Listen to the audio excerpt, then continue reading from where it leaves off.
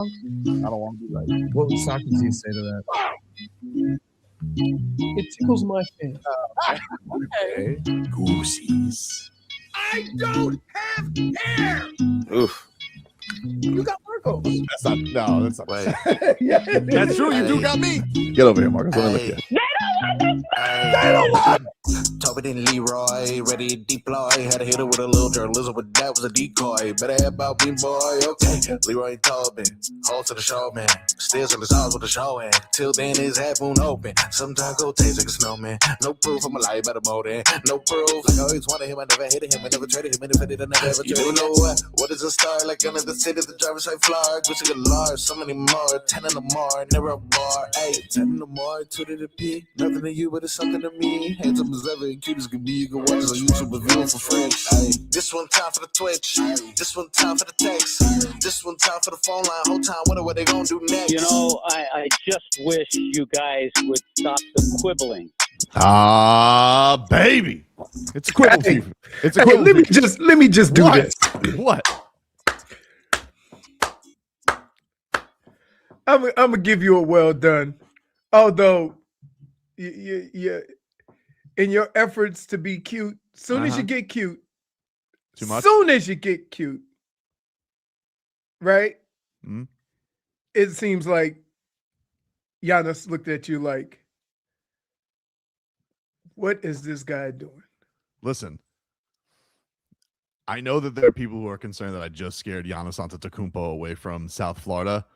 That did not happen, okay? I think, if anything, I'm a good neighbor, okay? Because some people come in here and they're like, hey, I'm coming to South Florida. It's all roses and sunshine, okay?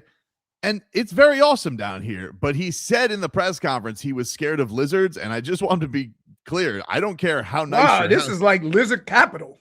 Yeah, I don't know. I don't care how nice your house is. Especially, I imagine the Antetokounmpos are going to live on the water. And that's an iguana haven, dude. And I wanted him to be aware, like, you might want to be ready, because he said that he doesn't like them, and they're not going anywhere. Yeah, but he also doesn't realize they're terrified of him too. Right. Here's the kicker. When you said neighbor, Yeah. the distance between you and Giannis, if we were to do this in Greece, you'd be in another country. I live closer to Paolo Banchero. Yes, but I could go see Franz Wagner faster than I could get to Giannis's house. well done. I really do believe that he's gonna have a good time down here. Me too. And you make sure. Now you got to follow up. Oh yeah, Have you seen your first lizard yet? of course. And get the dump button ready because once he sees one of those prehistoric iguanas, the orange ones. I Wait, feel like what about if they're frozen and they're I've just laying in his yard? that's the funny thing is, like, even afterwards, he's like, you see, like, and Michael Lissack from the Heat PR goes, yeah, he's like, when they're frozen, you're gonna see them. They're like, over this. He goes, what do you mean? He goes, they They're look not dead, dead. but they're not dead. So welcome to South Florida, Giannis. Like, happy to have you. I will say, yesterday was a vibe. It was fun. He definitely looked like, in the words of Jimmy Butler, he got his joy back. Yeah, he did. He seemed like he got his joy back. I gotta tell you though, dude, out of everything yesterday, Brittney, good morning, by the way. How are you? Good morning, Good Brittany. You morning. looked very mad at me for scaring Giannis. I was so angry at you. Why, dude? That's things you got to bring to him gently. Like after he's Yes. played like 10 games. Tobin, like, he was in fear for his life. He's fine. He's a giant. I've never, like, I don't even think he was doing, like, he was going on with the bit. Like, he was genuinely, like, you're No. joking, right? Like, you're kidding. Like, this isn't real. No, it's real. We had our right guard was from New Zealand. And he was like, you guys should come and visit. And everybody was like all excited. And then the one time he went home and came back and showed like these 15-foot snakes just crossing the street. And everybody said, hell no. Yeesh. He said, yeah, sometimes they surprise you. They're hanging from the trees. I'm like, what? Yeah. No.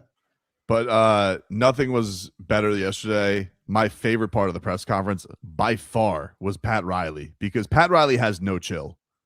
And Pat Riley yesterday, he's thanking a bunch of people. He's thanking Andy Ellisberg. He gets the trade done. He's thanking the staff. He's thanking everybody.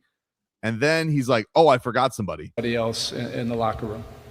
I know that I was remiss in mentioning one guy, and I don't want to get knocked out. You know, Bam was one of those guys that came in here too.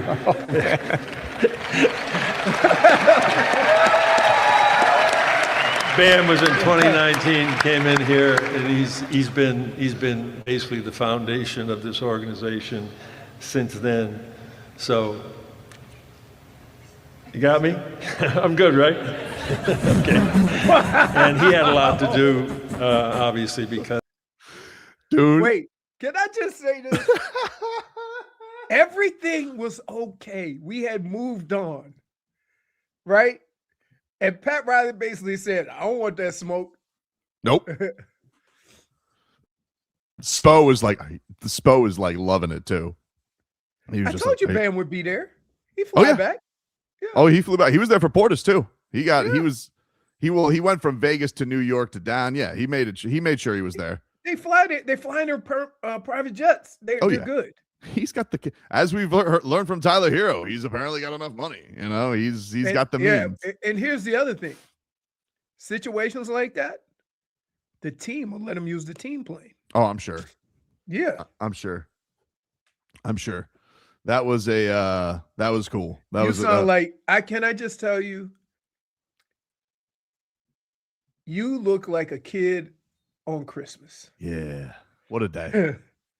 And I'm glad you didn't go too far. Nope. Right? You tried to keep it professional, but something in you on the way out, we got to hit him with the lizards. I hit it from the start. And the reason, look, here's the thing. He brought it up. He brought it up in the press conference, and I was kind of like listening, and I'm like, nothing against anybody. People are doing their thing, and they're doing their interviews, and everybody's doing a great job. But I'm like, I'm gonna hit him with something because I was the last interview to have him. I think that's also the problem. The problem is you listen to everybody else's questions and interviews, and then you try to go and be unique. But when everybody else has covered the basics, sometimes you got to hit him something weird. It ends up being about lizards. You got to hit him with something weird. You know, he's done 1,000 things on the trades and all that type of stuff. It's like, you know what? Let's hit him with something crazy. And then he gave me some, he gave some good stuff. We'll bring you the rest of the interview later on in the show today for those who haven't gotten a chance to get it yet. But we got like 5 minutes with him. The Heat were actually more generous. They told me I got 3, but I think everybody loved the Lizards so much he kept rolling. And honestly, I got to tell you, it always happens with us though, right? Like, a guy will be sitting in the corner and he'll tell you 3 minutes, and then we'll be going at it. Next thing you know, me and Bam are playing dominoes, and we're there for like 10 minutes. We get a shenanigans allotment. It's kind of how it goes. You know, the same thing I with Bobby Portis yesterday. They're like, hey, you get 5 with Bobby. They gave me 10. They were very cool. Like, right. I honestly cannot thank the Heat enough. You know, the whole staff, Tim Donovan, Michael Lissack, Nick, everybody, Maddox, Rob, they're all great. Yeah. And I always appreciate the access that they give us. So we'll bring you those interviews for those who haven't heard it yet. Those will be fun. But dude, you're right. I am like a kid in a candy store. And I got to tell you one thing about Giannis that was underrated. God, that accent. I mean, it's marvelous. I love the way he says. Me and JFig already called it. We were. Oh my goodness! So now we got to have a Greek accent now. I just love the way he says chatter. When I was like, "What do you think of the chatter?" And he's like, "I love chatter." I was like, "Ooh, I like that." Speak more sweet nothings to me, Giannis. That's tremendous. What is it? What do you think his Because a lot of times you will at some point hear people speaking in their native tongue. You think I've never heard him speak Greek. Somebody asked him something in Greek yesterday. Okay. Right. But isn't that weird that you've never heard Giannis speak in his native tongue? I don't hear much of that, no. But I mean, I guess I wouldn't be going out for it either. I don't know. We need Christos. Christos, yeah, dude. Christos. Yeah. He was, yeah, it was hello Bam, hello Jonas. Oh, I mean, you think you're excited. How excited do you think he is? Oh, Christos has to be beside himself. He's got to be so happy. He has to be. We got to get him. We got to get him. We should. We'll get him next week. I'll right. reach out. We'll get him before surgery day. Maybe we'll get him. We'll get him early on. Yep. I got to. Oh, by the way, I got to get back on my Twitter account. I haven't told you guys this. I'm locked out of my Twitter account. What did you do? So I got sent a link that I had a copyright infringement, and it looked very real. I was like, and I never get got on this stuff. In fact, like I won't click on DMs from people. Somebody had sent me a DM to like vote for them for something, and I'm like, I'm not clicking this link. And I got an email saying that you got a copyright strike, and I was like, for what? And it was like for a GIF, and I'm like, that doesn't even make sense. But I clicked it to just make sure. I was like, oh, I'll delete it. And as soon as I did that, it like I got luckily I had my email open at the same time, so it said your email has just been switched. I was like, oh god. So like, was this you? I said no. So I flipped it back. So I don't think they've gotten into the account, but I'm locked out of the account because I have two-factor to get in, and the text won't go to me right now. So I'm in a whole thing with Twitter, which sucks. So I can't get into my account, but I don't believe that they've done anything because I've looked at my account. There's nothing there. They haven't crypto broed anybody. I haven't heard that I've gotten any weird DMs on people. So super annoying because Twitter's just basically like, we'll get to you when we get to you. I'm like, oh, all right, great customer service, Elon Musk. Thank you for that. What happens when somebody's Tesla runs out of battery? What do you just say? Hey, we'll get to you later. Yeah. So it doesn't matter. There's so many more platforms. Honestly, it's probably good I'm on Twitter less. I need a break. Goodness. With everything going on, it's the last place you don't want to not be. It's all right. I'll be fine. There's threads. Well, I could I'm gonna get my threads game up. You and your truck probably just floated home. Like you were probably so happy just in the magical car driving home. Oh, it was a beautiful ride home too yesterday. Like it I wasn't know like that look. I know. I just know that man. He was like, and then you know what sucks? Can I tell you what sucks? When you go home and they aren't in the sports like you are, yeah, right? And your family's not into it, and you tell them something that is incredible, and they go, "Oh, great, hon." Yeah, like you don't get the full excitement that you were looking for. I know. Yep. Date's houses. Thank God Tobin talked to Giannis after the trade. Yeah, no backsies for now. And yeah, all right. So let's get to the headlines. Those are brought to you by Doral Volkswagen. Home of the Pricito, our lowest price. Visit us at Doral Volkswagen or DoralVolkswagen.com. Yesterday, the Heat lost in Summer League action 99-90. Trevor Keels got sent home. He has a knee injury. That sucks. He was playing good. Vlad Golden officially agreed to his two-way contract. You know what I didn't know, Leroy? What's and that? I couldn't believe it when I read it. Do you want to know who Vlad Golden's agent is? Who? Rich Paul.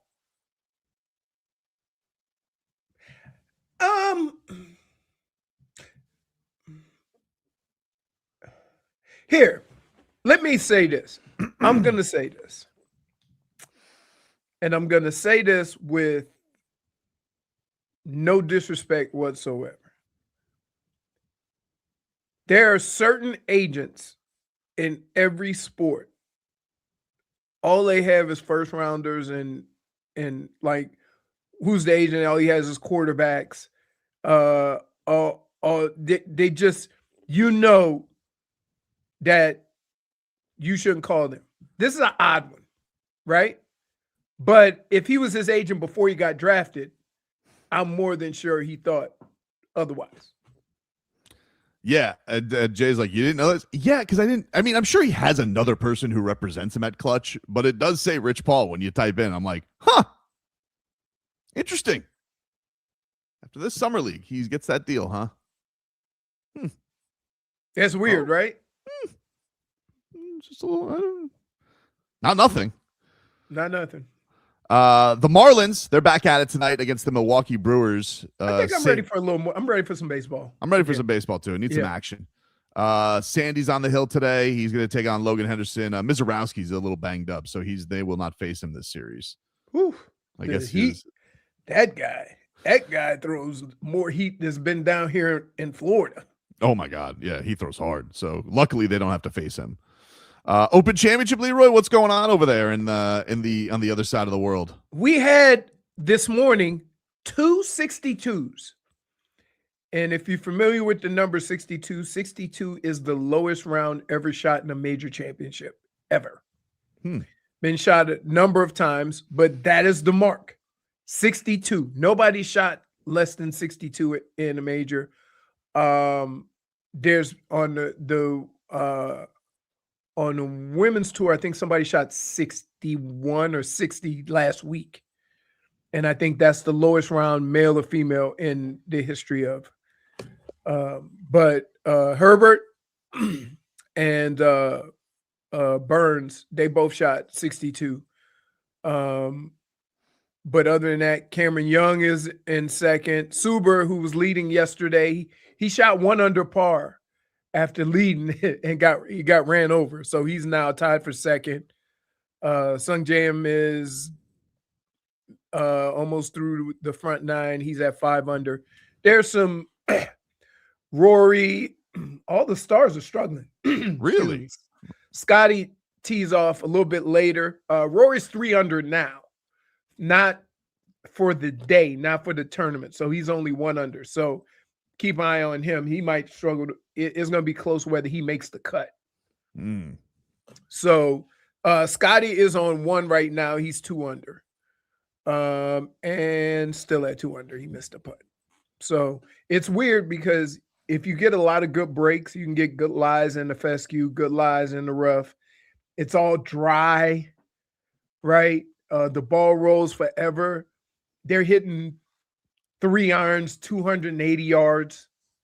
Like, it's just a weird, you got to get really lucky in the Open Championship sometimes. So keep an eye on it. But that Herbert and Burns score is just ridiculous. This is the last one, right? This is the last major?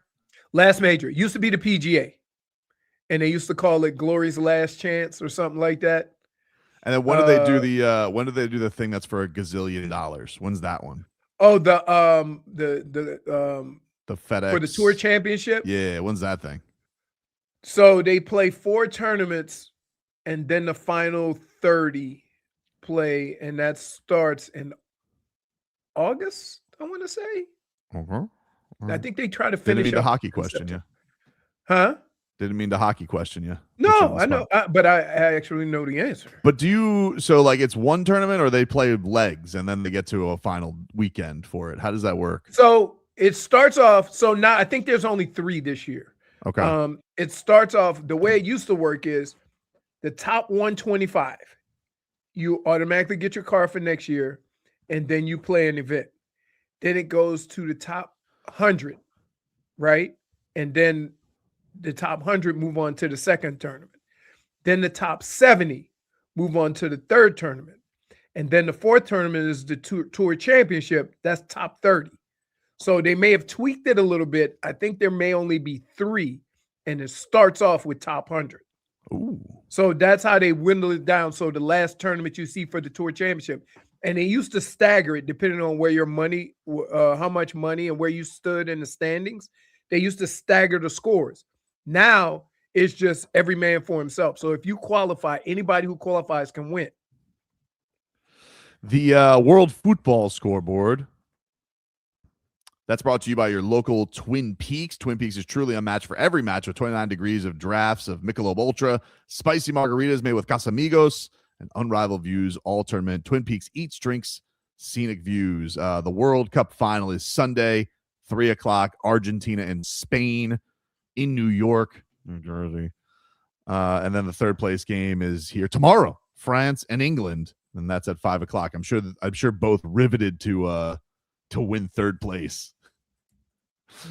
Well, some places it's an honor, and other places I don't know. I don't know how the soccer nations feel about being third place at the World Cup. Still good. Hey, we would kill for third place.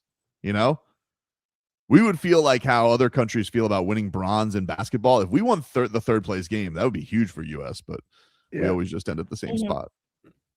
And it's also kind of a big game because they're fighting for the golden boot. For who? Harry Kane and Mbappe? Yeah. Well, yeah, they have to like score. If they each score a goal, then Messi needs to, I think, like not score a goal or only score one goal. And then they might be like in a 3-way tie situation. So and they'll give boot, it to Messi because he's known at 39. Is golden boot via vote or is golden boot via stats? Most goals. I believe it's most goals in the entire tournament. All right. I thought it was MVP of the tournament. Sounds like those guys can pull up a chair next to Connor McDavid with their loser trophy. I'm sorry, McDavid. That was mean. Anyway, I'll give you a weather update. That's brought to you by Tornado Roofing and Contracting. Replacing roof repairs, maintenance, hurricane impact, windows and doors. Visit tornadoroofing.com. It is 87 west. I don't see any planes. I don't know. I think the wind's out of the west today. Well, 87 degrees, high of 93 today. Heat advisory once again. Looks like we get some rainstorms this late afternoon. So be prepared for that, everybody who's getting ready for a lovely, lovely weekend out there in South Florida. We'll take a break. More to come. We're back after this. WQAM broadcasting live from the Ed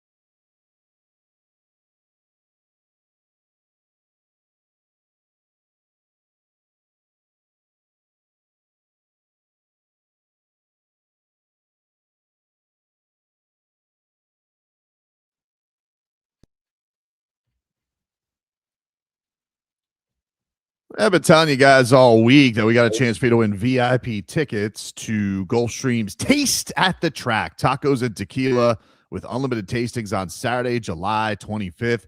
For your chance to win, enter at the WQAM contest page at WQAM.com. Gulfstream Park Summer Racing takes an exciting turn with live racing every Monday through August 31st. So be sure to catch all the soccer action this week at the Carousel Club. As we're streaming live on YouTube and Twitch, 104.3 WQAM on YouTube, Miami 104.3 WQAM on Twitch, as we'll take you guys up until 2 o'clock here today, as the Miami Heat yesterday introducing Giannis, introducing Bobby Portis. Bobby Portis had Bobby Portis, I mean, he loves being on the Heat. That guy was like, I was born to be a Heatle. And they're like, oh yeah, do tell. He goes, well, there was this time when I got drafted by the Bulls, and it turns out I had an old tweet that said F Derrick Rose, #Heatles. And I was like, what? I didn't remember that controversy. Hey, you should have said, I would have been friends with you a long time ago. I love this guy. What? That is incredible. He is all about it. So he was suited and booted yesterday. How long did he play with the Bulls? Not long, right? I think a couple of years. Yeah, he did the Bulls a couple of years. Then he went to the Wizards, then the Knicks, and then he was at the Bucks for like the last 6 years. I think that was his path. Okay. But he was talking about, yeah, he had like a I forget what team he said, but he said like he just had turned down like a $50 million deal, and the next day he blew up his knee and he was like devastated. And then, you know what's crazy though? It almost seems like that's kind of the same situation I was in, or the opposite, because I only remember Bobby Portis as a Buck. Yes. Right. And most people don't even realize with my career, I had more success in Minnesota.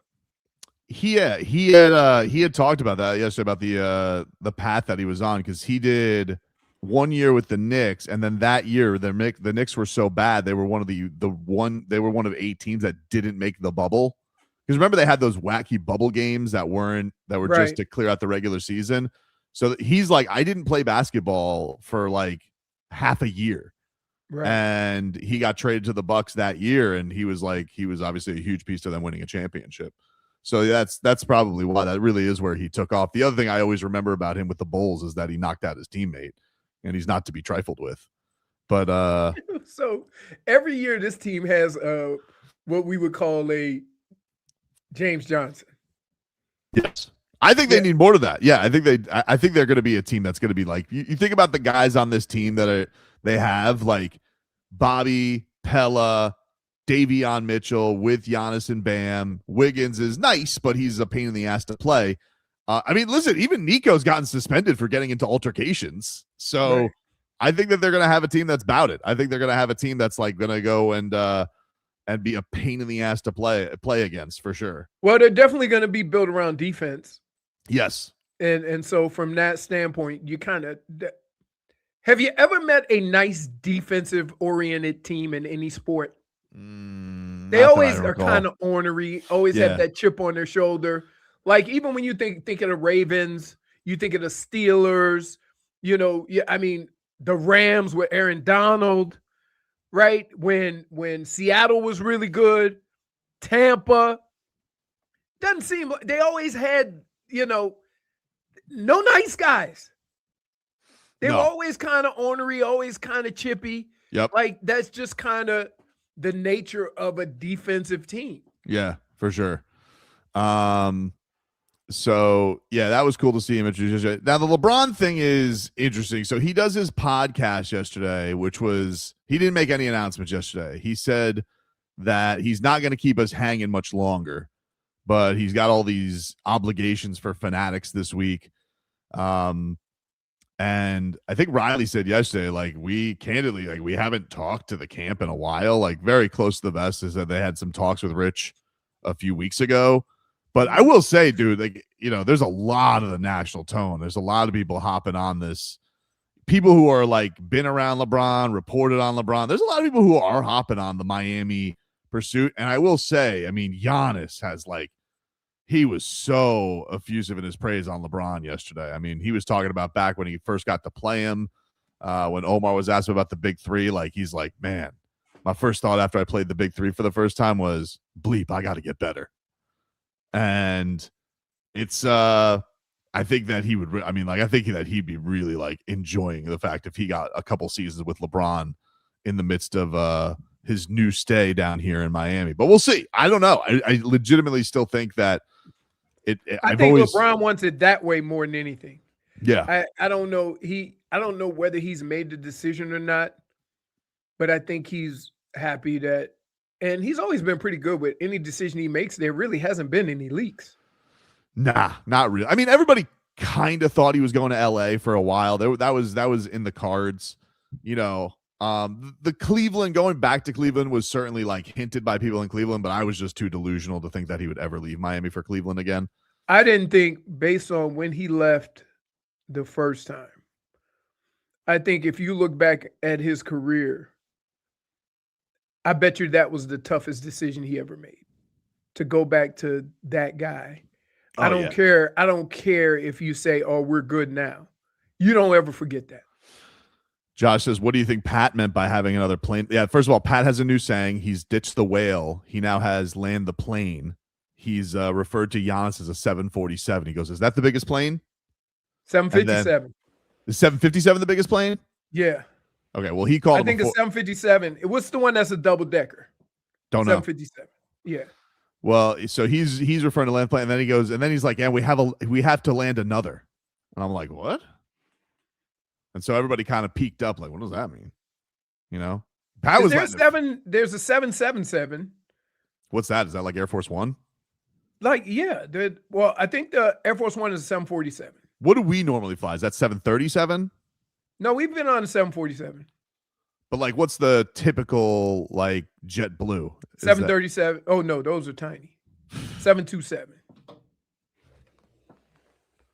A Boeing 757, narrow-bodied, built by Boeing. 7N7. 777 flies exclusively to Vegas. Yeah, that's when we have all them people on the plane. Man. Oh, an A380. There it is. An A380. A380. Oh, A380. Excuse me. It's Ukrainian. It's a Ukrainian Airbus. I would love a Ukrainian pilot. No, you wouldn't. Are you kidding me? The worst possible scenario in the world is something that comes over the speaker that you don't understand, and you see smoke from coming by your window. Evan 11 says, I work in airplanes. It's not the higher the number, the bigger the plane, LOL. Oh, sorry, Evan 11. We're not all airport engineers. My bad, dude. I'm just making an assumption. So what's the biggest plane? An A380 Airbus, right? Yeah, that's I looked it up. That is the largest plane. But okay. So let me ask, okay, since we're being, ridiculous. What's bigger? 727 or 747? It says the biggest, according to this, what's the biggest commercial plane? It says is a Boeing 747-8, the jumbo jet. Right. So Riles was right. So, but my question is why wouldn't I assume that the bigger that middle number is, the bigger the plane? I'm with you 100%. I'm 100% with you. I'm like, sorry. Not an aviation expert, but I was just. But I'm looking that up, and it seems as though that is the case. Right. So I was okay to make that assumption. It says that Air Force One is a Boeing 747 jumbo jet. Right. Oh, actually, no. So that's like supersizing it. So yeah, give me the big fries and the big soap. Right. I think it's more dependent on the amount of passengers that's allowed. Interesting. Not necessarily, because a 727 to 200 is 153 feet, and a 737 to 800 is 129 feet. The point is, Pat Riley got the analogy right. Yes. Yeah. Why are we talking about and I wasn't wrong, because some Jekyll in the chat kind of went at us like we were making terrible assumptions. So yeah, I think it's more based on passenger, how much passengers can be held in the plane, Gotcha. rather than. Well, I know we've gotten on some planes where it took 70 an hour and a half to get all the people on the plane, with the rows in the middle, the rows on the outside. Oh, dude, and I then always it goes rows in the middle, rows on the outside, and then double decker. That's the biggest one. my ass is always in those last groups. Always. I'm always in like group 8. Oh or no! 9. Remember, sometimes if I can, I get the upgrade. Well, no, that was amazing. Yeah, we did that one time. That was incredible with the dudes from Michigan. Yeah, That was fun. yeah. That was fun. All right, we'll take a break. When we come back, we'll bring you Bobby Portis. Got a few minutes with Bobby yesterday. Suited and booted from the Kaseya Center. And so we'll bring you the new Heat power forward and give him all his thoughts on joining the Miami Heat. That's next.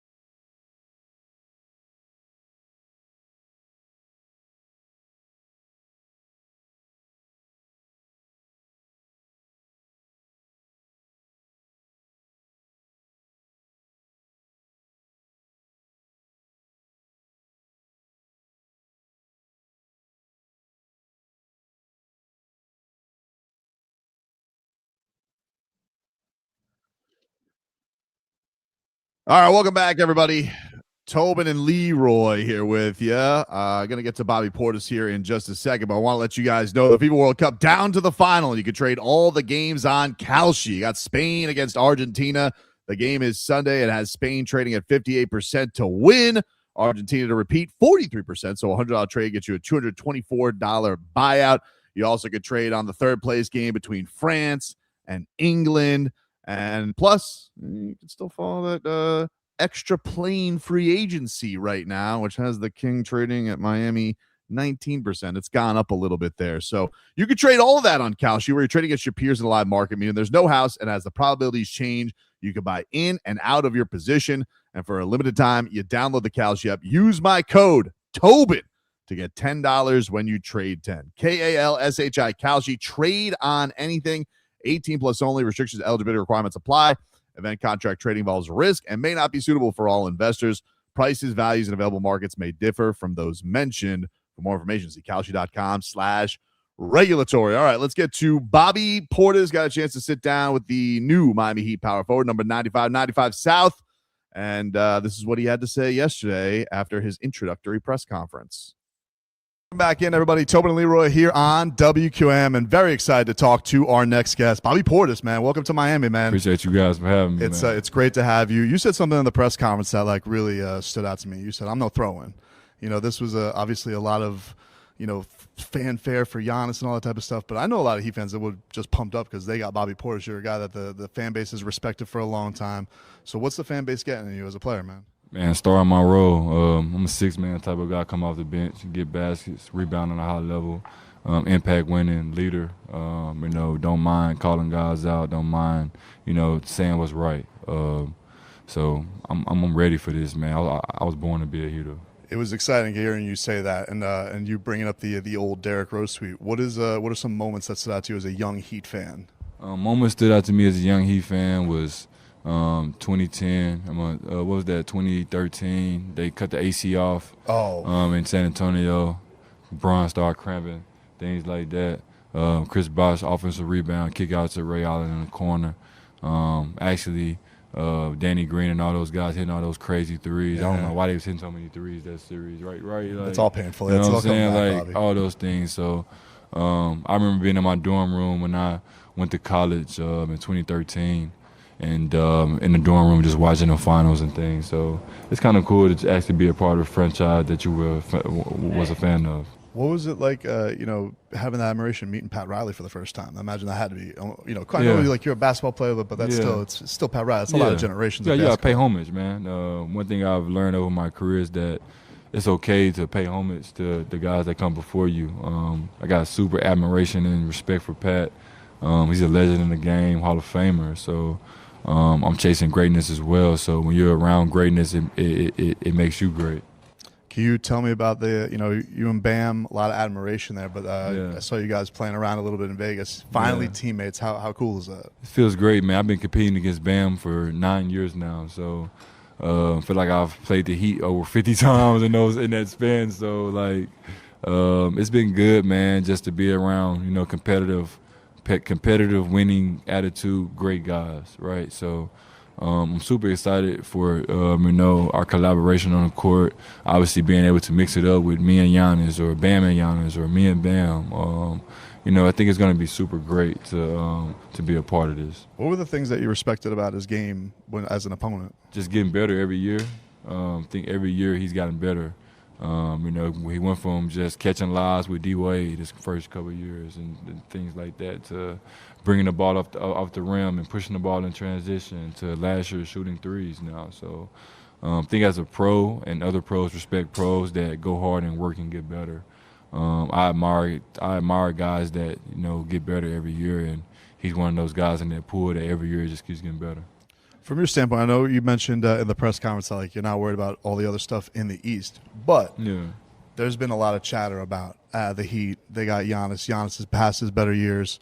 What do you say to that? I mean, he's gone through a tumultuous last couple of years, but do you feel like Giannis still has a ton more on the bone that there's to show? Because it feels like a lot of people are overlooking him. Yeah, I'm just gonna say one word, man. He hungry. He hungry, man. I can say that. He hungry. How about you? I'm hungry too. We made the playoffs last year. We was on a run. We first round exits 3 years in a row. Obviously, the last couple of years been a lot of chatter about trades, a lot of blurry, kind of foggy clouds in Milwaukee with us, with what's going to happen next, with coaching movements, with all type of things. So finally getting to a stable situation where we know Coach Spoelstra is going to be the coach, right? And we know the expectation every day. So building the good habits is going to be easy to do when it's set in stone already. I wanted to ask you about that stableness because you know Spo a little bit. Like you got some chance in the World Cup with him. What are the things you remember about him when you got some chances for him to be your coach? The things I remember about him is just how his preparation. He's super prepared, and then being able to adjust. Think we're playing in the World Cup. You know, it's different style of play. It's more half court oriented. Trying to get mismatches. They throw in the post a lot and beat guys up, try to post up guards and things like that. So one thing I admired about him during that run was that he was our defensive coach. So he was able to adjust on the fly depending on who we were playing and what their personnel was. And that was kind of eye-opening for me. What's it like being in a situation, you know, you said you wanted to be here, but you guys had a lot of great battles back and forth. What were those first conversations like about, man, like it was such a pain in the ass to try and, to get you out of your comfort spots and knowing like what a player you are to try and, take out of a series. So what were those conversations like with Spo? I kind of joked with Spo, man. I told him like, it's kind of cool. I don't have to see that double team from the nail anymore. Off the bench, he started laughing and stuff. So it's fun, man, just to be a part of this great franchise. I think it sounds kind of cliche, but I love their approach. I love their culture. I love their mentality. I have that same mentality each and every day. No matter who's playing, no matter who's there, we're here to win. And I always want to win. I've been a winner my whole life, and I want to keep winning. I don't know if you got any time in Vegas, but you mentioned your leadership. They had Nikola Jović was out there for some of the practices.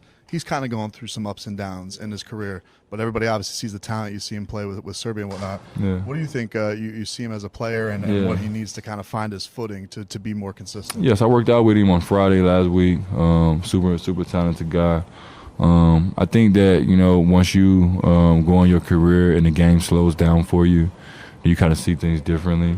I think with being on the court with a guy like Giannis and myself and all the other guys, I think it'll be kind of slowed down for you a lot more, and you'll see the reads and see what plays you need to make, and just playing point foul ball. When the ball gets to you, if you have any airspace, shoot it.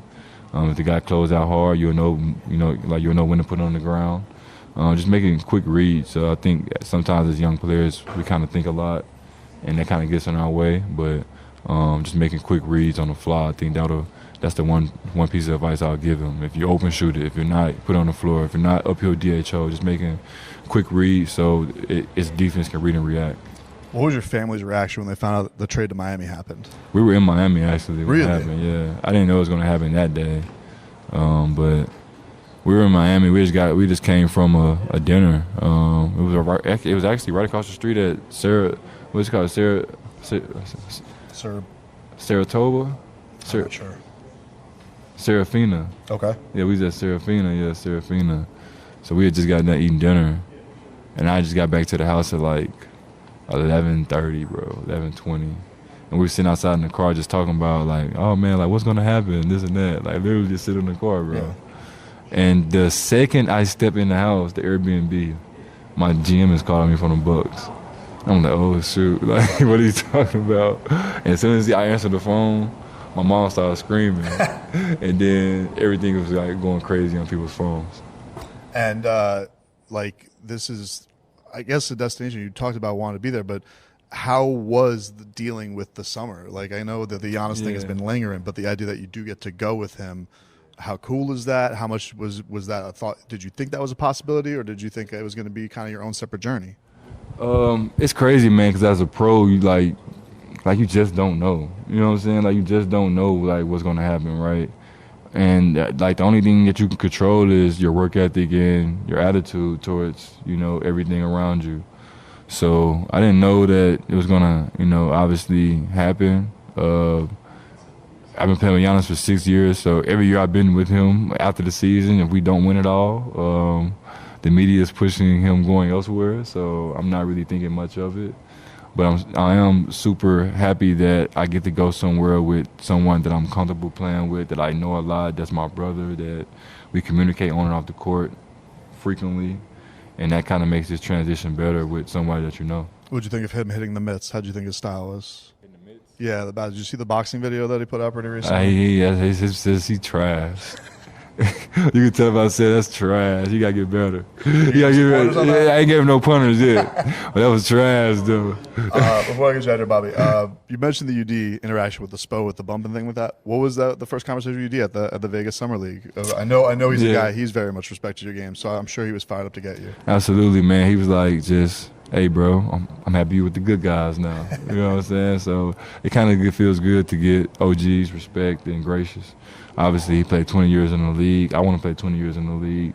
I look up to him a lot, just his mentality and what he stood for, being an undrafted player, being able to come to a franchise for 20 years, get his number retired.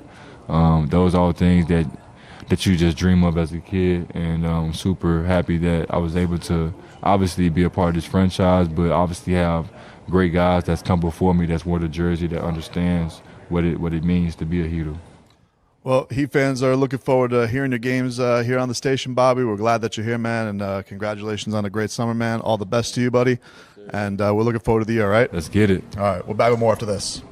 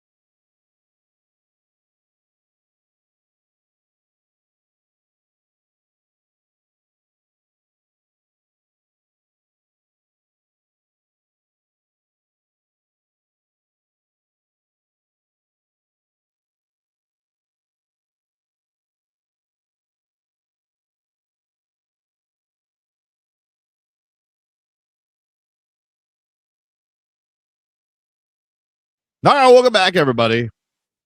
Tobin and Leroy here with you. Thanks again to Bobby Portis for the time yesterday, as the new Heat power forward is excited to be here. Excited to be here. Are you excited for Bobby Portis, Brittney? I am excited. I feel like we've missed an attitude like that on this team for a couple of years now. I think the last person we had, I think we talked about this yesterday, was like PJ Tucker. Yeah. That's probably the last person. Obviously, Udonis, but well, obviously, yes, PJ Tucker is getting those active minutes for sure. So I feel like we needed an enforcer, and somebody like that felt like Heat culture, and I think Bobby Portis is exactly that.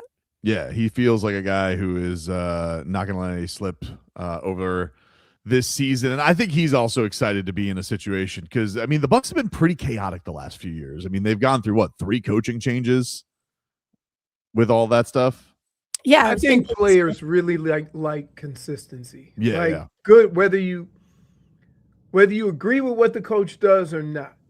I think it helps you get into your routine, because the first thing that a new coach does is changes the way you do things.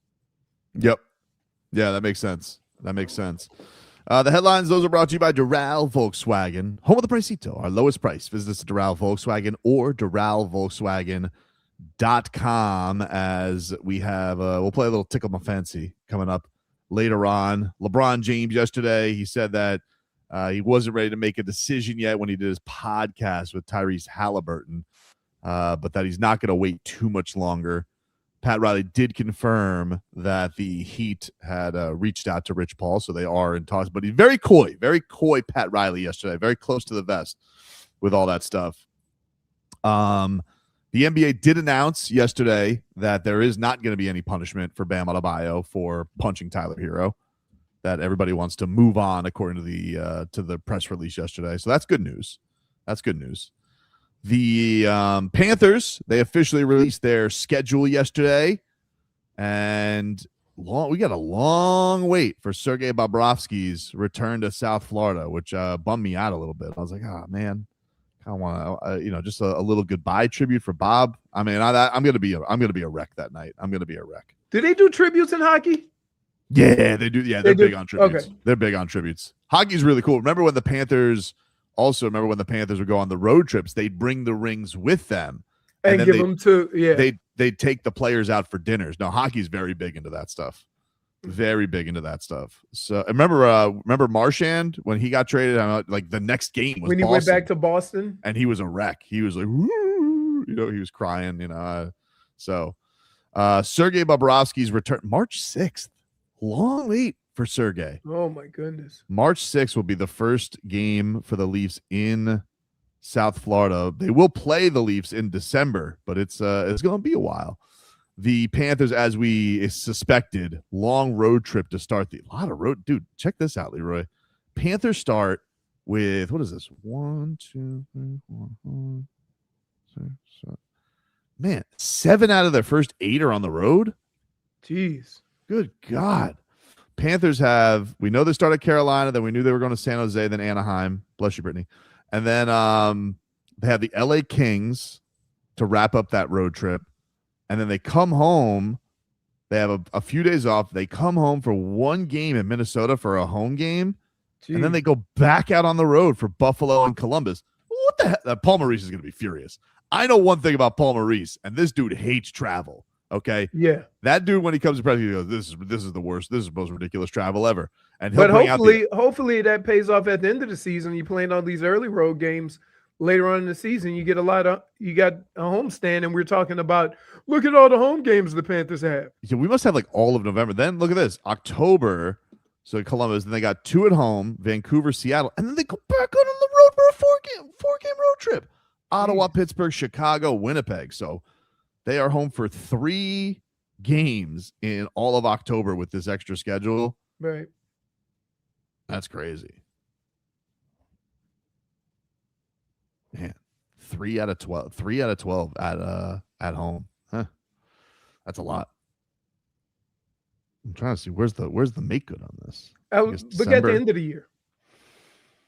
Because you'd rather go through that earlier in the year than one of those teams that have, 5 of 15 on at home at the end of the season. Yeah, March has a good chunk, and then November's a lot more at home. Obviously, got to make up some of that stuff. But geez, Louise. The last month is April or March? March, April, yeah. They play up until April 10th. They end against Carolina as well. They start against Carolina. They end against Carolina. At home?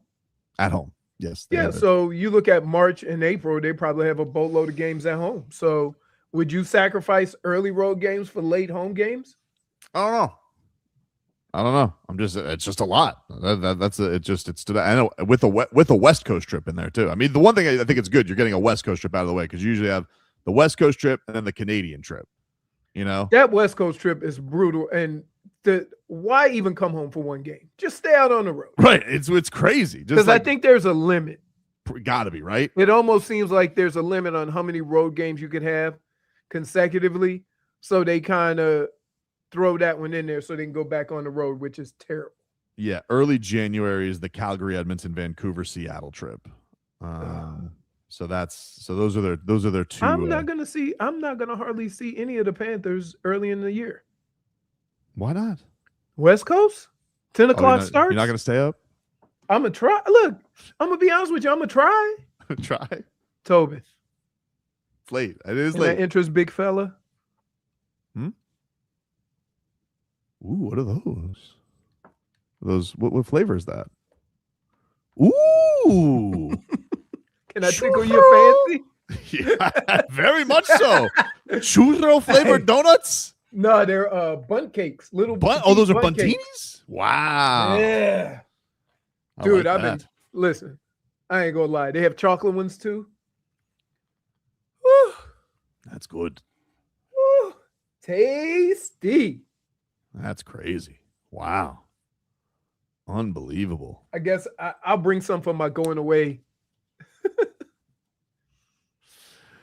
Oh, man. So to make matters worse, they say you can't drive with the brace. Really? Yeah. Well, so you already did you get fitted for the brace already?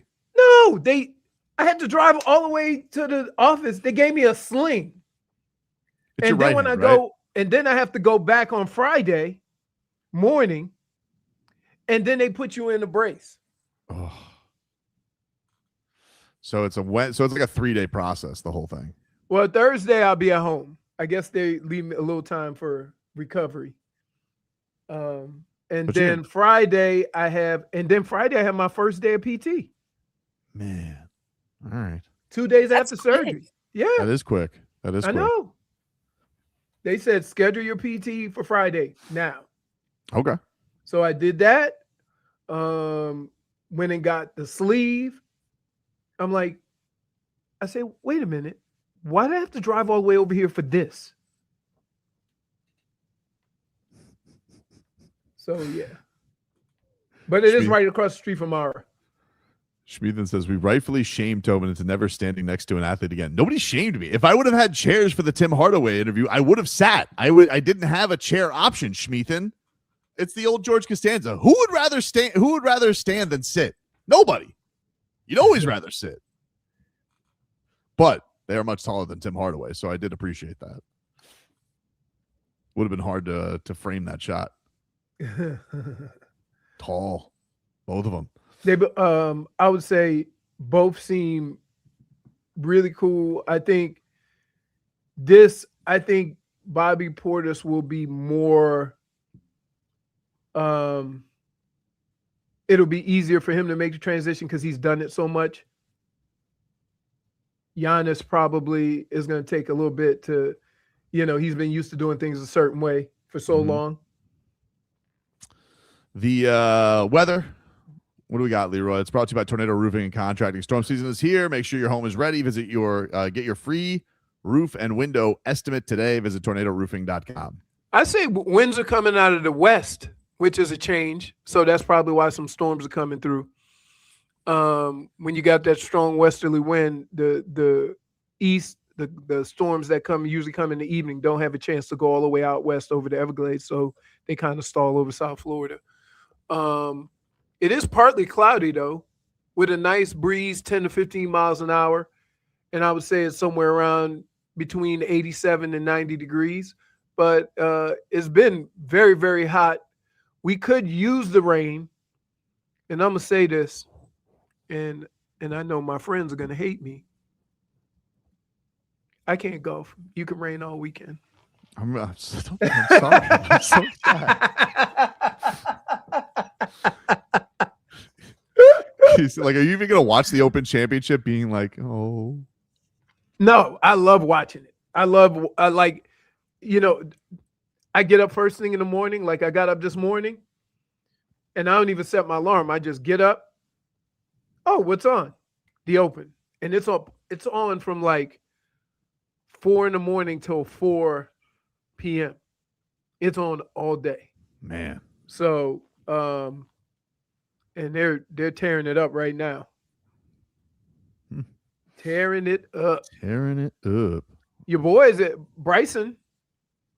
DeChambeau is in 5th place. That's not my boy. Your boy. I'm a Minwoo Lee guy. Colin Morikawa. But you know who Minwoo Lee, his sister has won 2 majors on the LPGA tour. And he's Australian, which always catches me off guard when he talks. Love an accent. Love an accent. An accent that you're not familiar with. You know what throws me off? Black dude with an English accent. Always gets me. Does it? Yeah. Always gets me. All right. All right.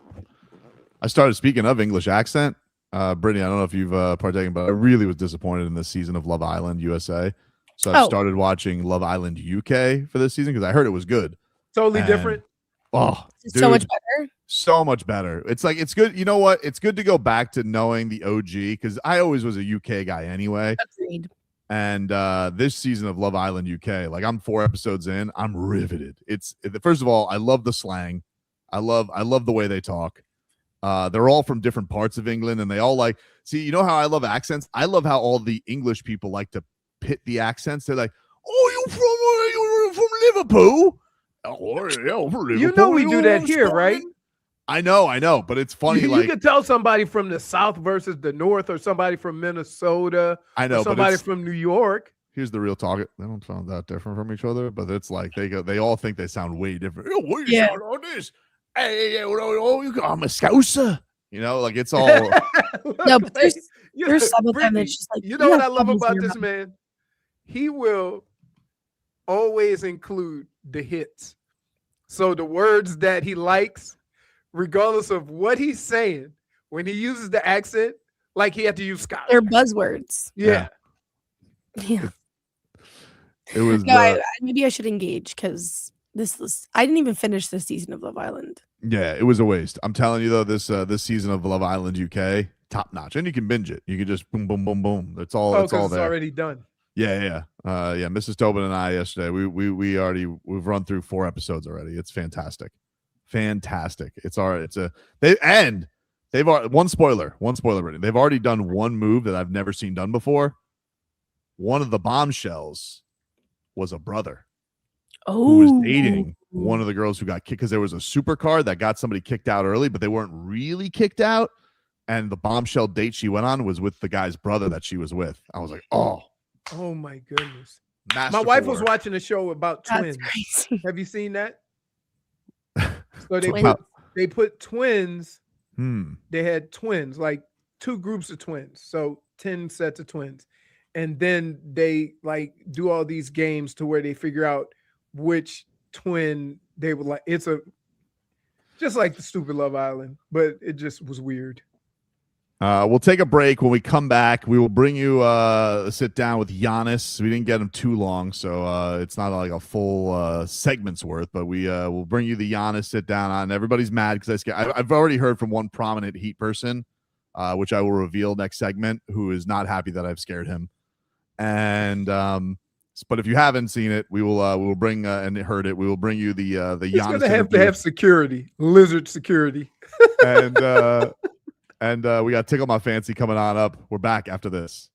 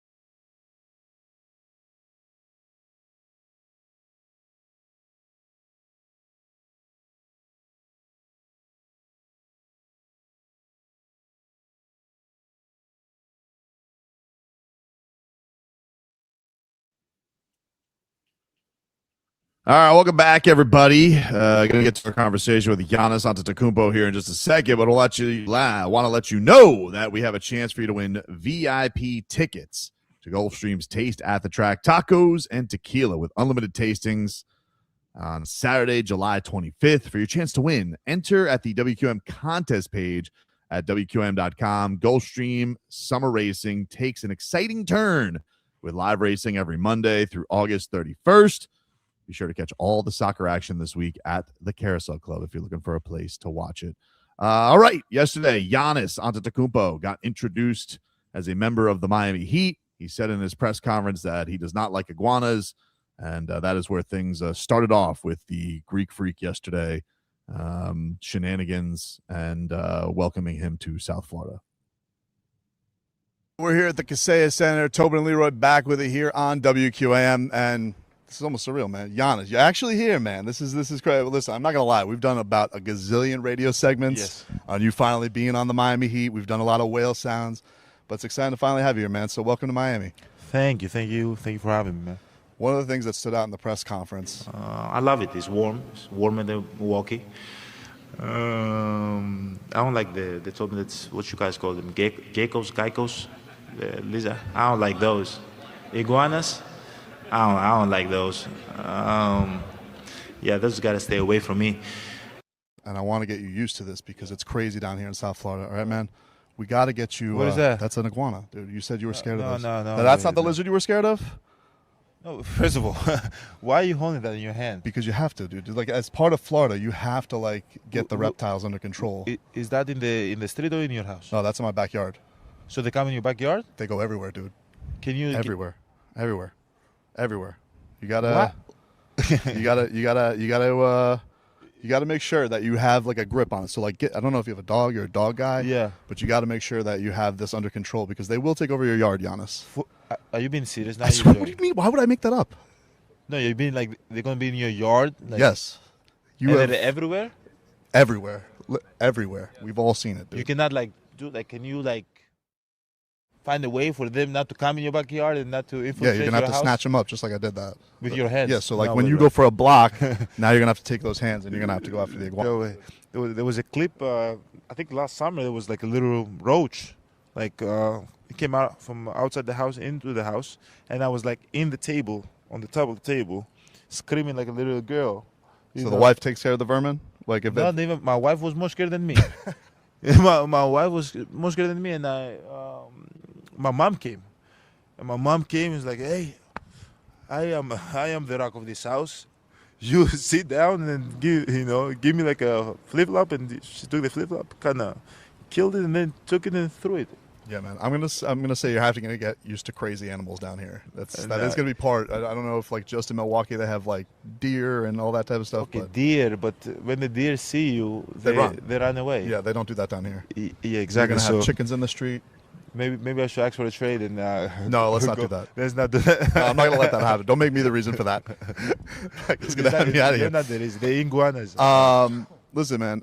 Obviously, this has been, this was bantied about a whole lot and whatnot. But people had always saw the tie with you and Bam. I'm curious about that first kind of interaction you guys had in Vegas. You guys both seem very task at hand of like you want to just go win this thing. But what were those first conversations like when it was official? Yeah, when it was official, I told him, I'm like, you in Vegas? Do you have an opportunity for us to like, meet up and maybe work out, get in the gym and figure things out? And he was very welcoming and very open. He was like, yeah, I'll make time. Then we were able to go to the gym. We worked out for like 2-3 hours. I knew he was a good player. After the workout, I realized like he's not a good player, he's a great player. And most importantly, he's a good guy to be around. He's quiet, he's funny. He seemed like a very good teammate, and he seemed like a guy that's very, very competitive. Like he's going to demand excellence, and that's why the Miami Heat has been good for so long. And I'm excited to be his teammate. I'm excited to figure out things with him. I'm excited to improve our defense together. I'm excited to improve our offense together. I'm excited to win games with him. I'm excited to be in high pressure situation with him because he's a guy that I know that he won't break. He will be right there next to you, and I feel like he thinks the same thing about me. And I hope that he's excited that I'm here too to help him. I'm curious about, there's obviously a lot of opinions when you're a star of your caliber, and people say, I don't know if Giannis is that guy anymore or can carry a team. I asked Bobby Portis about that, and he just said, he gave me one word for you. He said, you're hungry. Like, you're hungry to win again. What do you make of all that chatter, and what is your, I guess, motivation level to get back to the title? There's always going to be chatter about me. This is what makes sport interesting. I feel like sport is beautiful because we make people feel something. And they might feel happy because we made a shot. They might feel sad because we lost the game.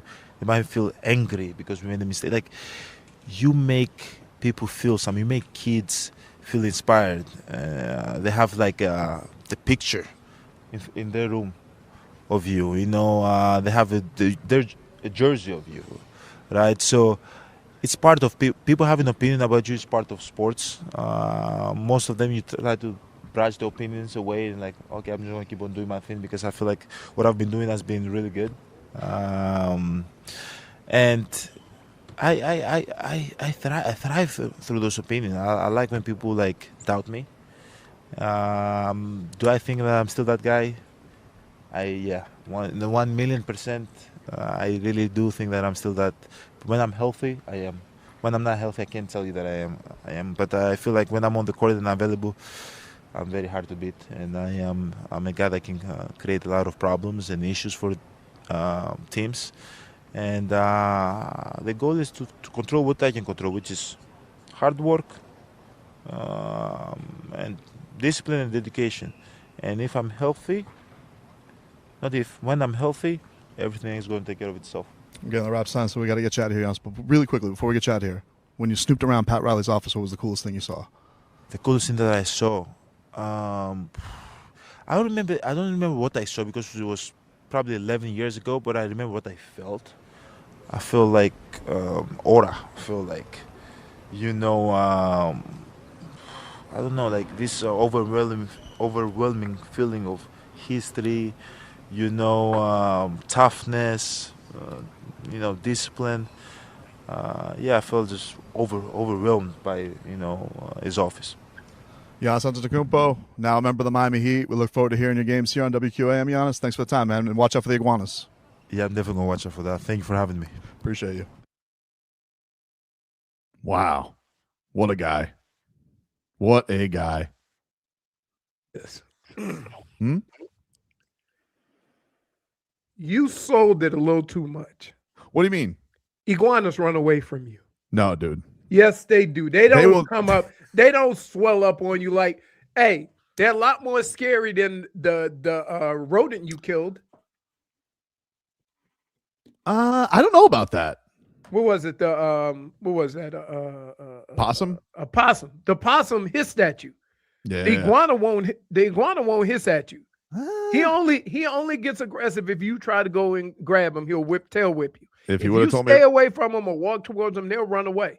I don't know, dude. I've had some aggressive iguanas in my day, and especially some. Because they know you. They passed the word. Especially against me versus me having to defend my Sunny Bunny. So, he just needs to be aware. If he has a dog, they'll be fine. They'll run away. But they don't care how they don't care how nice your yard is. In fact, the yard. Where's their favorite place? Their favorite place is a golf course. Nicest grass in the world. Yeah, but that's what I'm saying. Like, we see them all the time on the golf course. You hit your ball by them and you go to hit your ball, they run away. Sometimes I've seen some pretty aggressive ones, especially if they're orange and horny.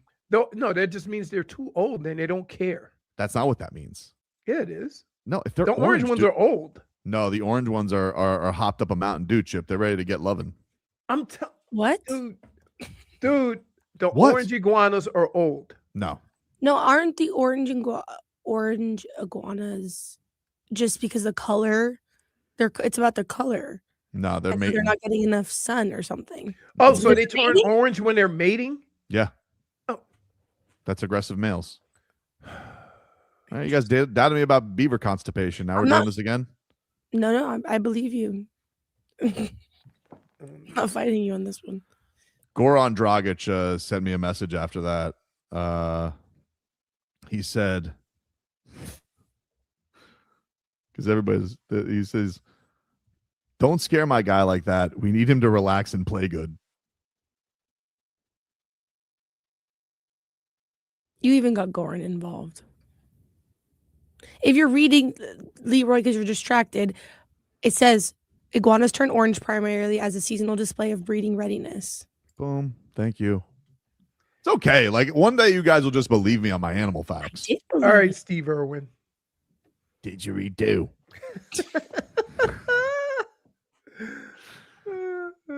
Oh man. All right. At least I didn't tell him about the pythons though. They're in the Everglades though. We should take him to the Everglades. You know what happens when things go to the Everglades? They infiltrate in. You know? That's what happened in Australia. Yeah, but all their food is in there. It's all until they discover we have squirrels out here. They eat squirrels? They eat anything, dude. I find it hard to believe that a python could catch a squirrel. I mean, the thing is they're great at disguise and hiding. That's the thing they got to watch out for. How you go be a big ass python and hide in the street? You did this. We already had this conversation one time where you said I'd never let a snake sneak up on me. Nope. And my point is, you can't determine whether or not a snake can sneak up on you. It's a snake. Literally. I'm always looking for him. Your head is not on a swivel for a snake. Yeah, I am. Okay, dude. You don't. When you walk through the grass, you're looking down and making sure there's not a snake. High grass. No, they can be anywhere. No. Regular, like if I'm on a golf course, I know if I go by the water, I know if I go by the high grass. How about under trees? Because they hide in trees. No, I'm always looking. Yeah, but you're not. Yes, I am. You live closest to the Everglades out of all of us, and I mean, like one could coil up in your engine. You don't know. This we're basically Australia now. I sent you a picture of a snake, and that's why you can't believe you about the iguanas. Look, Brittney, we found a snake in one of our little storage areas. So I said, I'm gonna send Tobin a picture. What is this? Poisonous. Get away. Was he wrong? Yes. Of course he was, because most snakes in Florida are like garden snakes. Don't you just love the way Giannis says Cheddar? I really liked when he said sport. Oh, I like that too. Great voice. All right, we'll take a break. We Tickle Leroy's Francie next.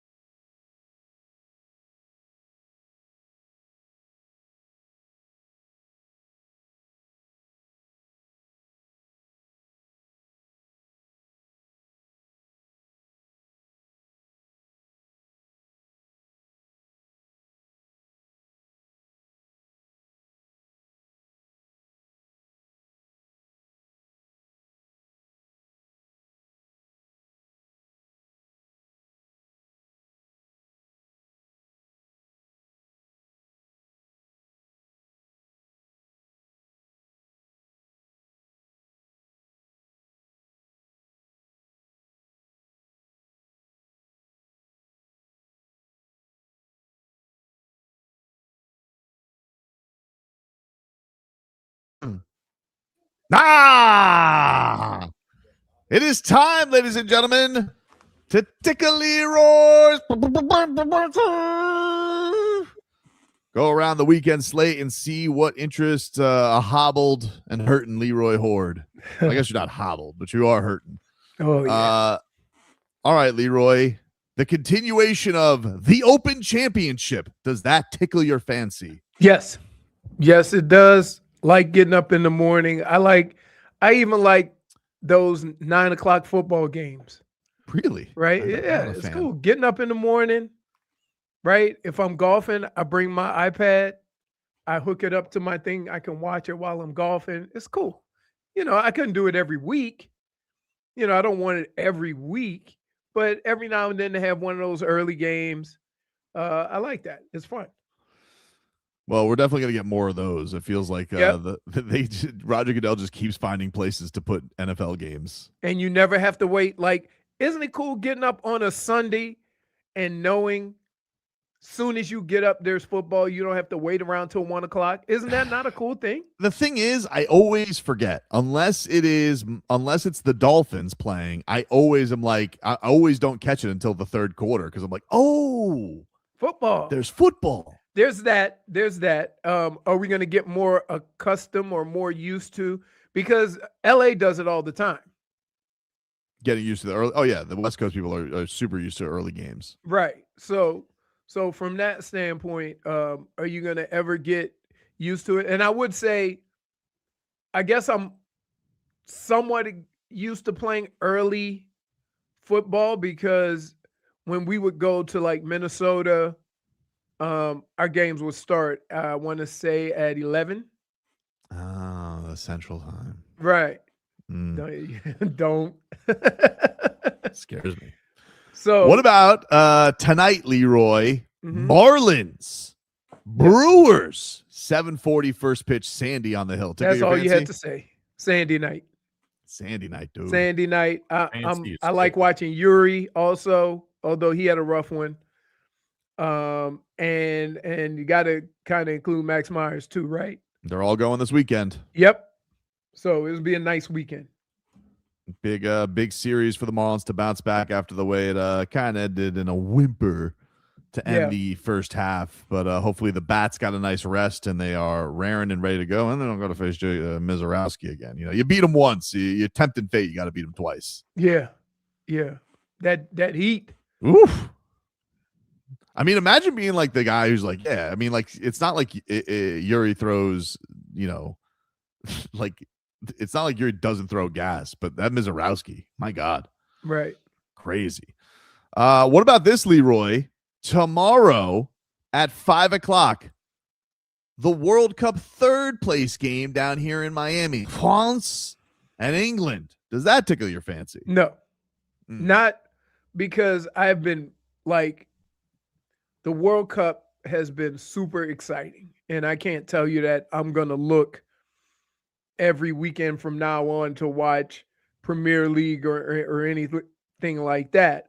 But some of these games have been so exciting. But I'm not going to commit to watch something I don't even know if these guys, the stars, are playing. I'm with you. I'm out on the third place game. Tomorrow night, UFC OKC. Kamaru Usman against Dricus du Plessis in a middleweight main event. The two former champions facing each other. Leroy, does that tickle your fancy? It's on Paramount Plus. Yes, I probably won't be able to stay up for it, but it'll tickle my fancy if I should happen to be up. If you happen to be up, I gotta be honest with you. I kind of like Usman as a dog. This is it's another one where like du Plessis looked terrible against Hamzat, a wrestler. I mean, Kamaru Usman looked really good his last time out. People were sleeping on him thinking he was dead man walking. Right. I kind of like Usman. I like the value on Usman this week. Just saying, if anybody wants to dabble, I'm just throwing it out there. You were right about with Patty this week, last week. Yeah, some things just don't make sense. I just think sometimes we swing too much on one bad performance in MMA. We do that in every sport, though. Do we not? Do we do it in football? Like the first week of the season, first couple of weeks of the season, this team sucks. Some guys get it and some don't. Like some teams, like Kansas City, they won't bury till they're buried. Right. You know, Joe Burrow, they won't bury till they till earned they're that done. from past years. But there's certain teams where I remember when. Give you a perfect example: Flo's first year, when the team was terrible and everybody was accusing the team of, being bad on purpose, and then they went on a little run, and it just goes away, right? Like we're so quick to judge, to jump to conclusions about athletes without fully understanding their ability to bounce back. And so that guy's a champ. That guy is a champion. At one point in time, we all thought he was unbeatable, right? And you don't just lose that. Max Camacho says the third place team is awarded bronze medals and earns approximately $2 million more in prize money than the fourth place team. Right, $2 million a piece or $2 million as a team? I think total. I don't think they're each getting $2 million for winning. And the golden boot is at stake. Right, No. for the. Well, do you get a bonus for the golden boot? I'm sure they do. It's also like I don't know. You just won it though. Yeah, it's a you want prestigious the award. golden. It's a So I'm prestigious. more than sure.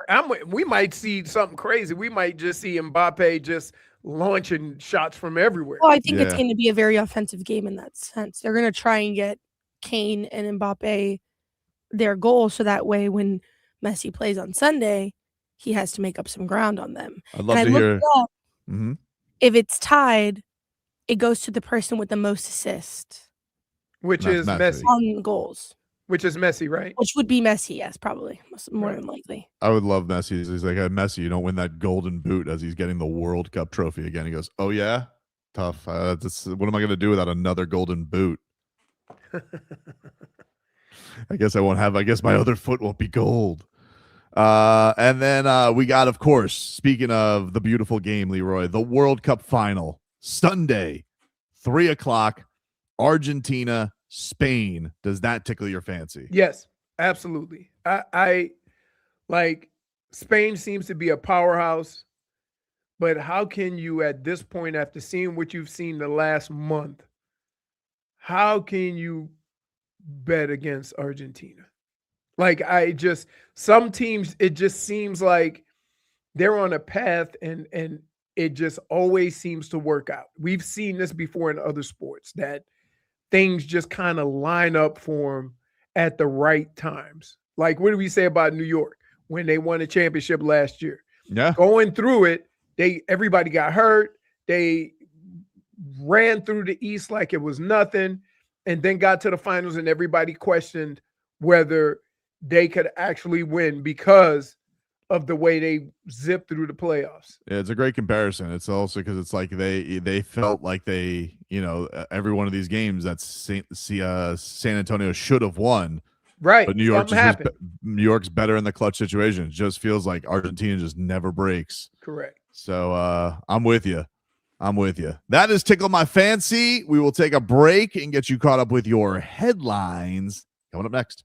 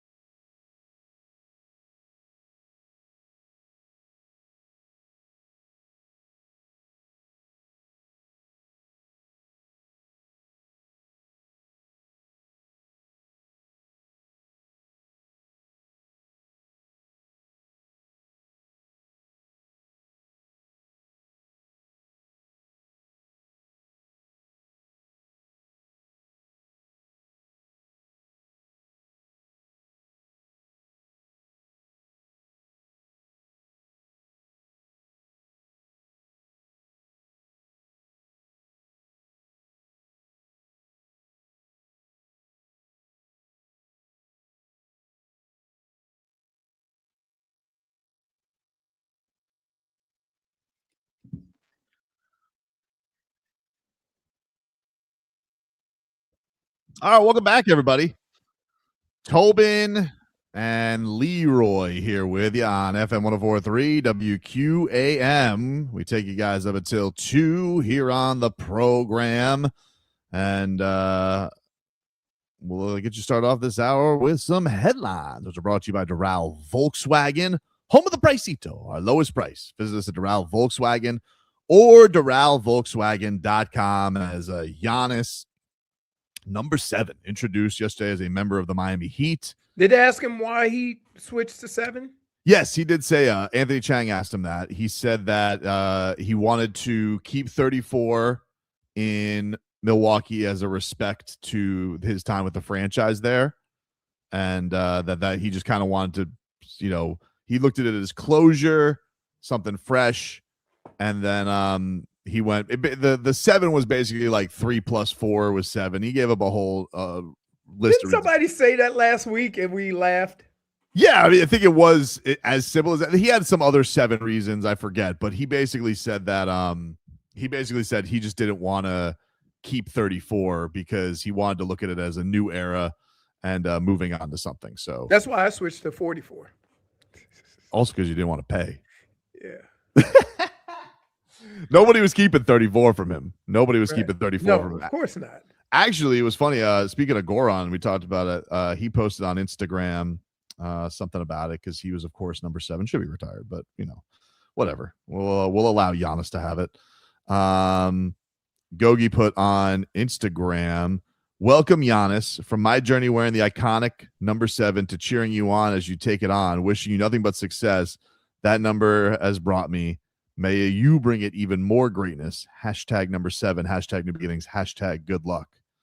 So Gogi, of course, a good relationship with Giannis. Played briefly with him in Milwaukee, and honestly, a nod to Gogi for getting the even more sunshine in his head to be happy to be down here. So it's definitely been passed around a little bit from Goran's time because Lowry had it.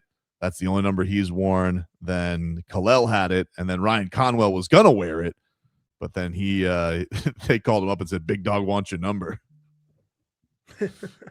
which is kind of what happened to Mario Chalmers back in the day with LeBron. It wasn't even a matter of Big Dog. It's just they don't call him Big Dog. They just tell him. Oh, but he said the equipment manager called him up and said, "Big Dog wants your number." Right. So that's funny.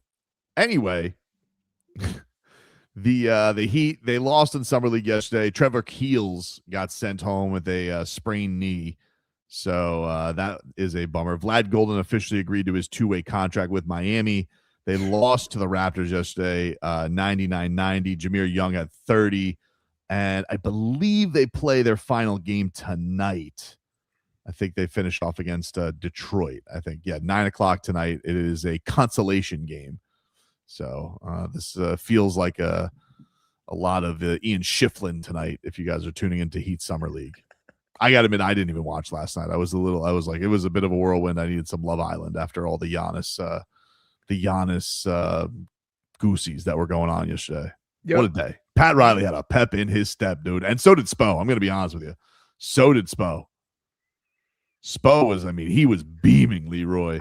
I think Spo's probably excited and to not have to deal with the nonsense to get his team going, right? When you think of, I got Wiggins, I ain't got to worry about him. I got Bam, I ain't got to worry about him. I got Davion, I got Giannis.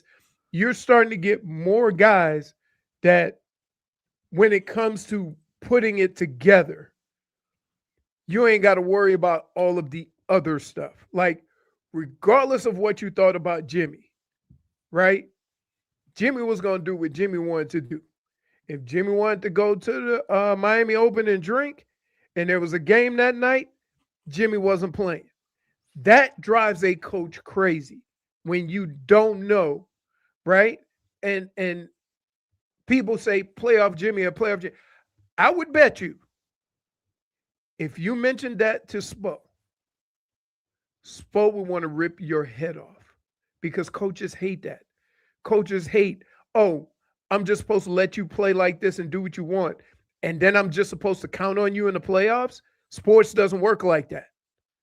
So they definitely. I think he's way excited about just knowing and being able to work at it and knowing that all participants will be active in that goal.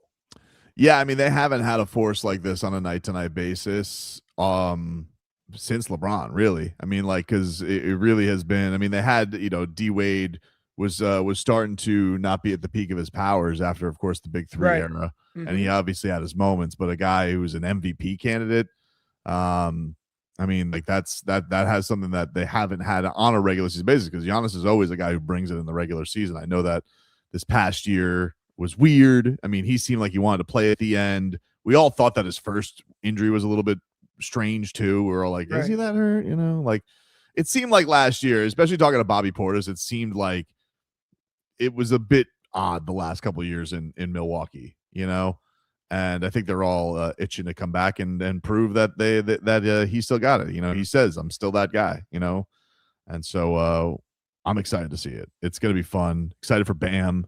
Yep. I think like I feel good for Bam for this reason. That guy that has put so much into trying to create continuity, to try to create an environment to protect everybody from the criticisms that were going on outside of the organization. He's been true to that. And now to have people in the locker room that he's not going to have to do all that. He'll be able to concentrate more on basketball and the day-to-day preparation for basketball than anybody. And I think that is going to be a relief to him.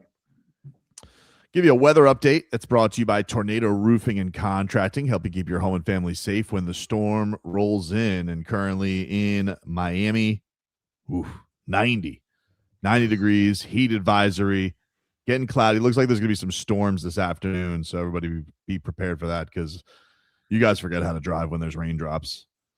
It's just the truth. I mean, even like I've never driven in a state where if you look into the car next to you, they never seem to know where they're going. They always have that look like at any point in time, I'm going to realize that I'm in the far left lane, but my exit is 2 blocks away and I need to get over there. Rod says, let Brittney do weather, Tobin. I can't see her. She's wearing camo. Yeah, I was just really like, you going hunting? Where are you going? You going to a country concert after this? It does seem like you about to. It does seem like, Brittney, it does seem like you get ready to jump in the creek and do some noodling. Oh, you going tomorrow? Yes, I am. Oh, I'm going as well. I'm bringing Sophia. Really? I am. Shout out to Tyler. He made that happen for me. Oh, well, then we're going to be together. Awesome. Yeah. I was like, hey, could you make me dad of the year? And shout out Tyler and Brian making it happen. And Sophia Tobin is very excited. Now I'm going to lose a gazillion dollars on merch. Because, me too. Are there certain artists that, when you go to their concert, that their merch is like better than normal merch? I don't know. I was hearing like things on the radio. They said that the merch lines are just awful for her. Yeah. If she wants a sweatshirt, it's $175. Are you kidding me? The pink version of this shirt is like $75, like $60. Oh my God. Can I go? Is anybody selling bootlegs in the parking lot? Hey, hey, just stamp her name on that. That shirt you got. Oh my God.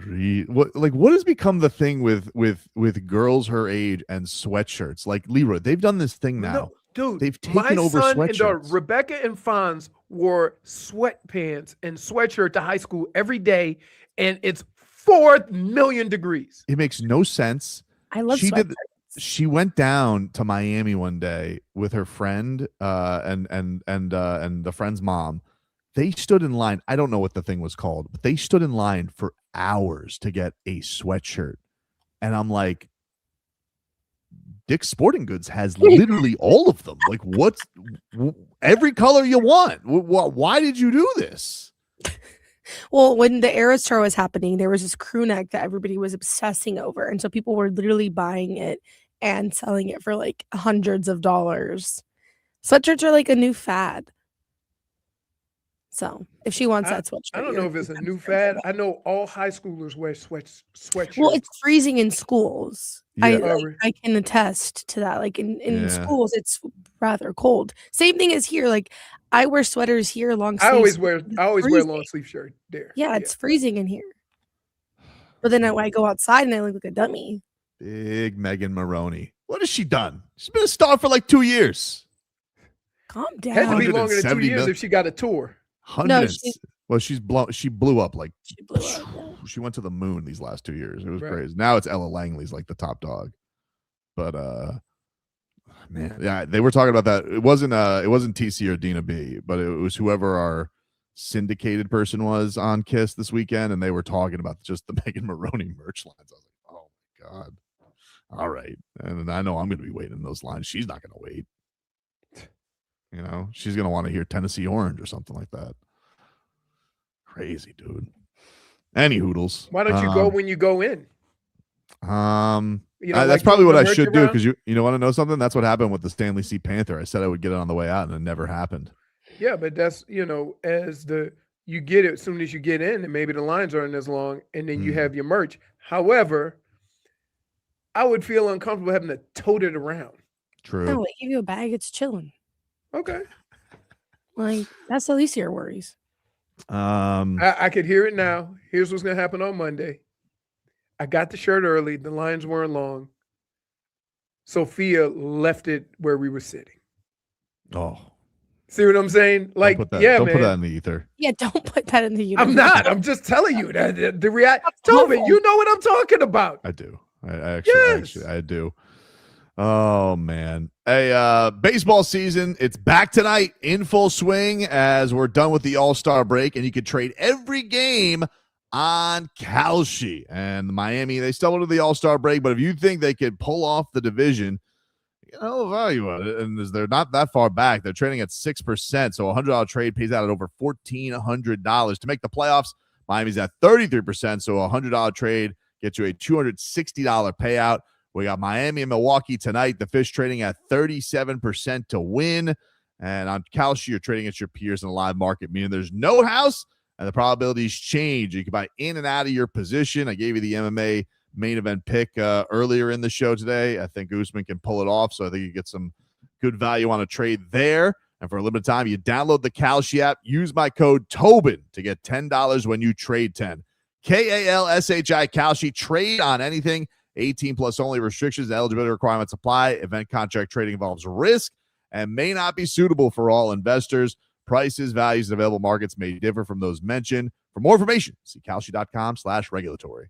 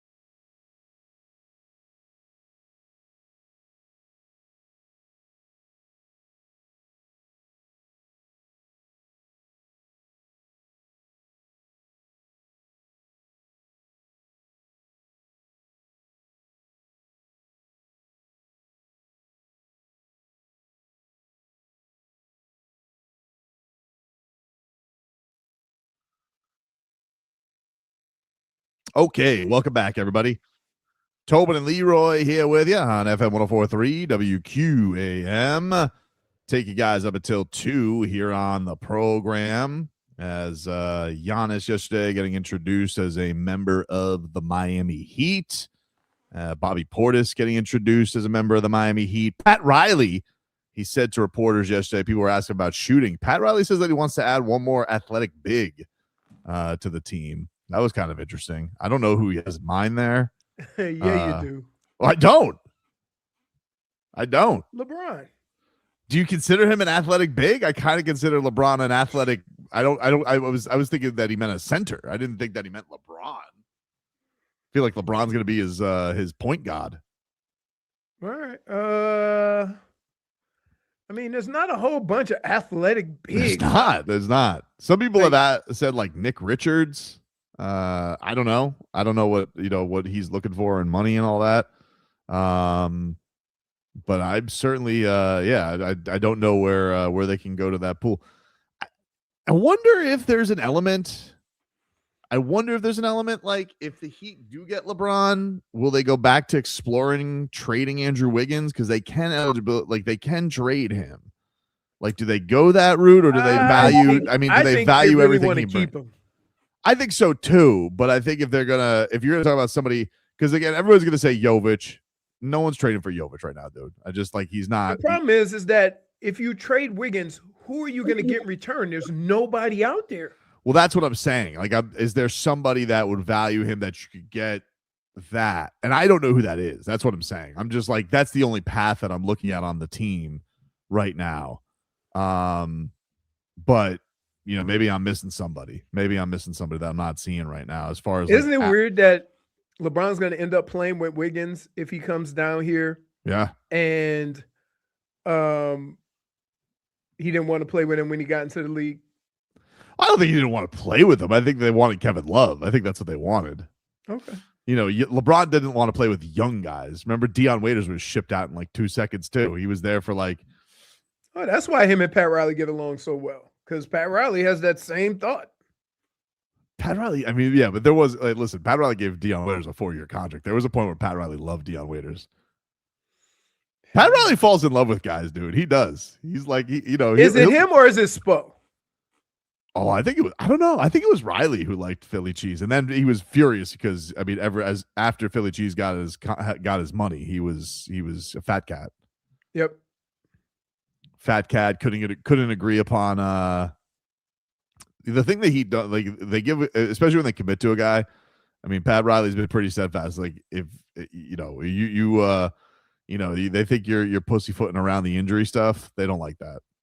They don't like that. That is like again, that is, and I would say that's with any team or organization.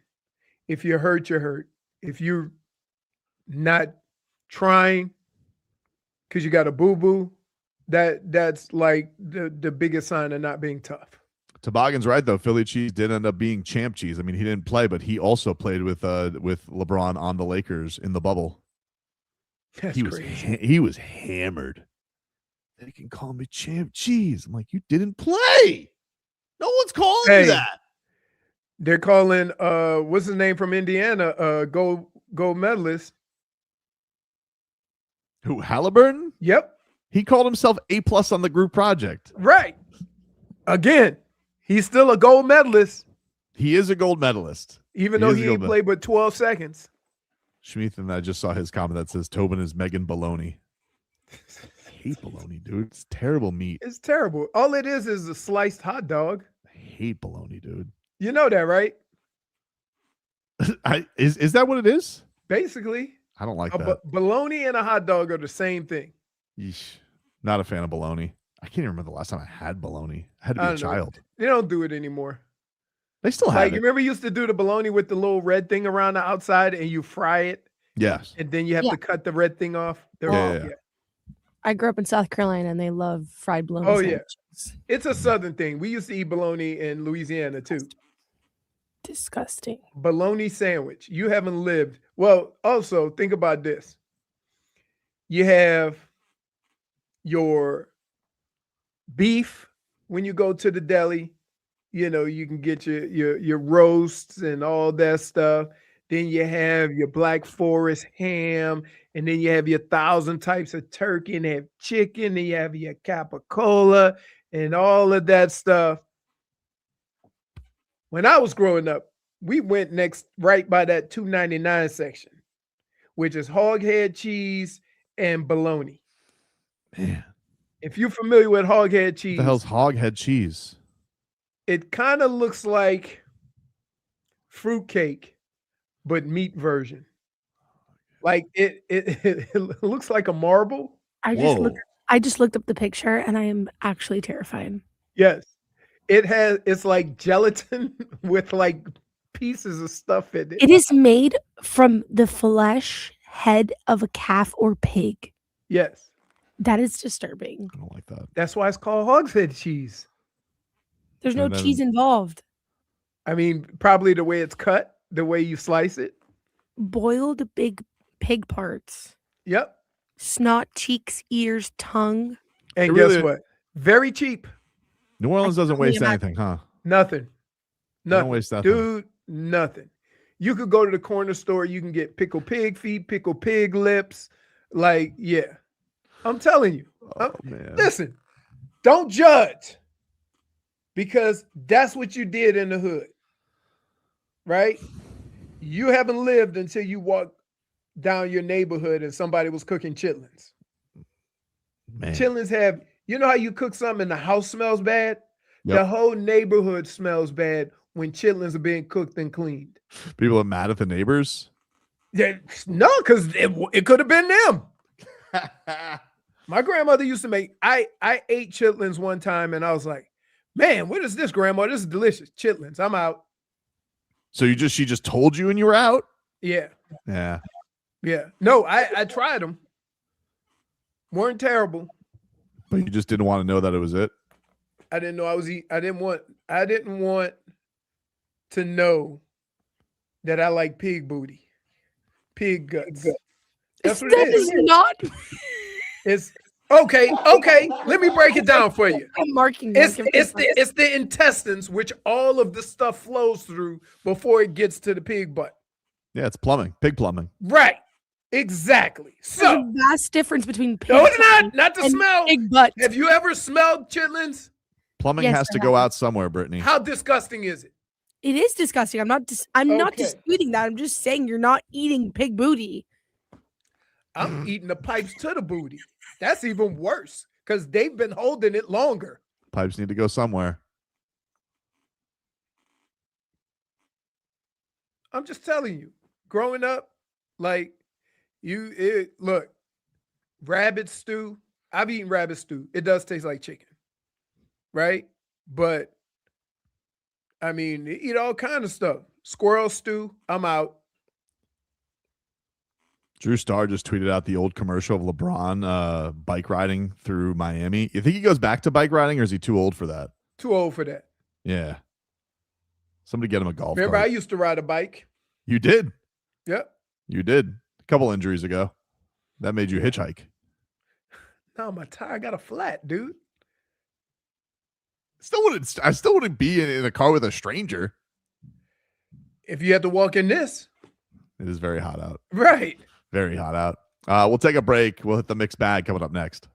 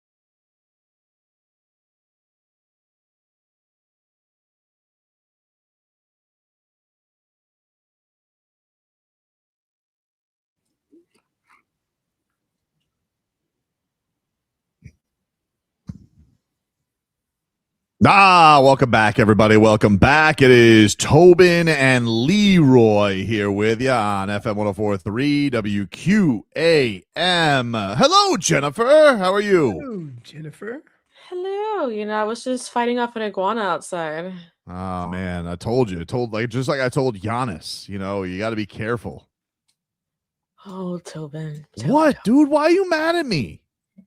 It's the fact that everyone just walked past the part where Goran sent you a message. He did.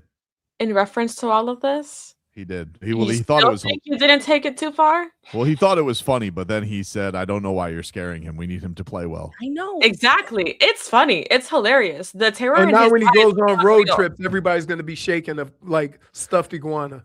You genuinely. Because that's what you would do. It doesn't matter. Listen, Dwayne Wade was terrified of birds, okay? He didn't like birds. And at one point, the Atlanta Hawks had a stupid bird flying around their building. They had a hawk, and it terrified Dwayne Wade. He still wrecked them. Like, it doesn't matter. Yeah, he hates birds. Birds. Me, I hate birds. Dwayne Wade is scared of birds. He doesn't like birds. It's a known thing. I mean, we've had a lot of interactions. Remember Manu Ginobili punched a bat? Yeah. Yeah. And he had to get like 27 shots. I think so. Yeah. I'm not very fond of snakes, but who is? Who is? I didn't even bring up the pythons. I thought that was a little, that would have been much. No, I think he actually would have. He would have walked away.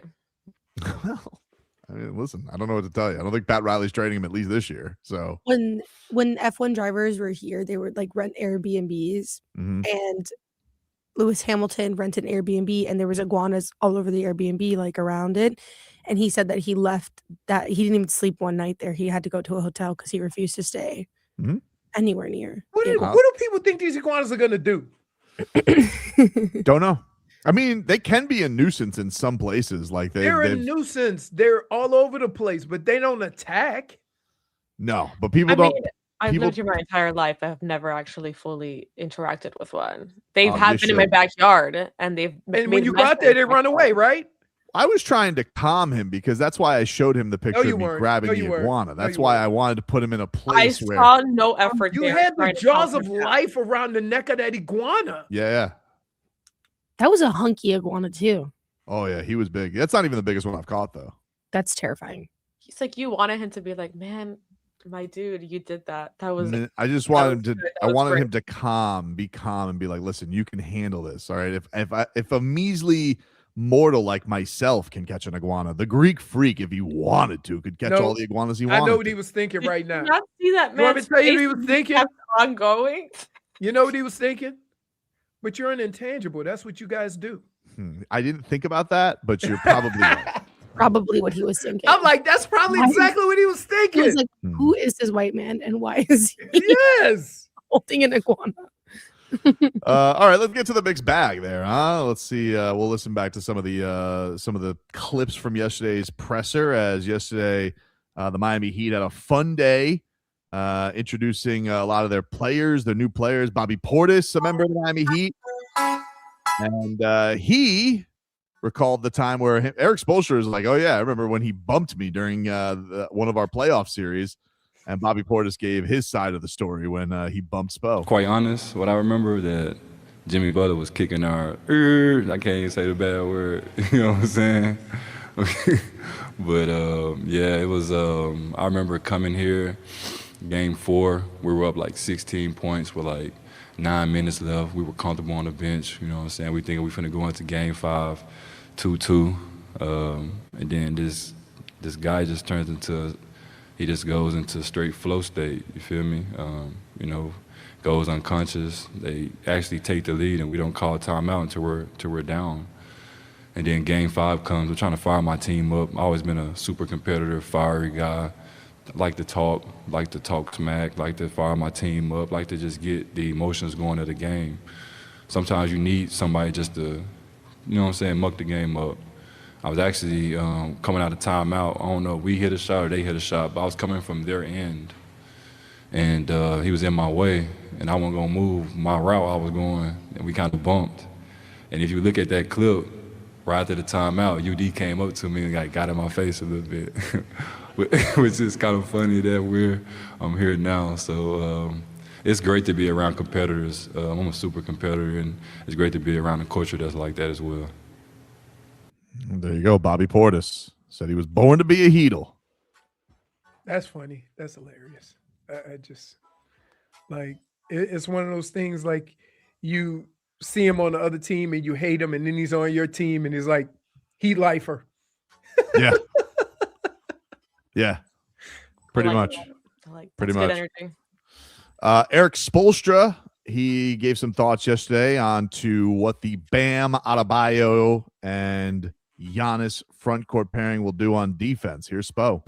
Yeah, I think the biggest thing with the both of them is they're elite competitors. It matters to them to defend, and they're gnarly competitors. And if we're not defending, the way that we want to, I'm sure that they're going to let everybody know. And that's how you build a great defense. You have to have your best players really taking on that challenge. And we want to build a top flight defense. You got to, Pat always says it, defense wins championships. And it's true. You have to commit to do tough things in this league. It's a hard league. And you have to have that commitment, build habits. You have to be able to develop strategy during the course of the year, and you have to be able to adjust when you get into the playoffs. But again, it always goes back to your best players. If it matters to them, it matters to everybody. All right. Well, it matters. Big time. He's very excited. I think he's like, enough of this gimmick offense nonsense. I can't wait to have a team that just like smothers teams. He's so excited to get back to that. This is a new Spo. He looks like he's aged backwards, no matter Well, everybody has a pep in their step when you get a top 5 player on your team. You've seen him deal with Kalel. Oh yeah. Jović. Oh yeah. Oh yeah. Right? What do you think that does to a coach? Mm-hmm. Giannis gave his first thoughts on the trade to Miami yesterday, and he referred to it as a no-brainer. At the end of this road, we might have a chance to win the championship. And I saw that Miami, when I started playing basketball, I think the big three was around 2010, 11, 12, 13. I think those are the years. Prior to that, I'm not gonna lie, I never watched the NBA basketball, so I didn't know much. But I kind of grew up under that era. So I know the expectations that this team has. I love pressure. Coach Spoelstra talked about pressure, and I think I thrive pressure. I think I need pressure at this time of my career. I think in order for me to go to the next level, I got to get out of my comfort zone, and I feel like Miami was a place for me to be. We are very like-minded as a team, and me, and it was a no-brainer. I wanted to be here. I'm excited to be here, and I want to get to work. All righty. Exciting. No-brainer. Goosies, dude. Perked up. He's not doing the thing where he has to slap his hands on the thing out of frustration. Well, I think oh my goodness. And Tim Reynolds put it well on Twitter yesterday that that it's a big day because Spo wore a suit. He ain't worn a suit in how long? A long time, dude. A long time. I'm telling you, he looks different. He's feeling it. Maybe he brings back the suit for the games. No. He should. I don't hope he should. He should. You don't go back. I don't know. If you're real business-like, I think it's time to bring back the suit. I think that's the way to go.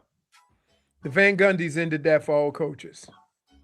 Stan Van Gundy definitely was he looked very uncomfortable in his turtleneck. They need to do a water break because he was sweating so much.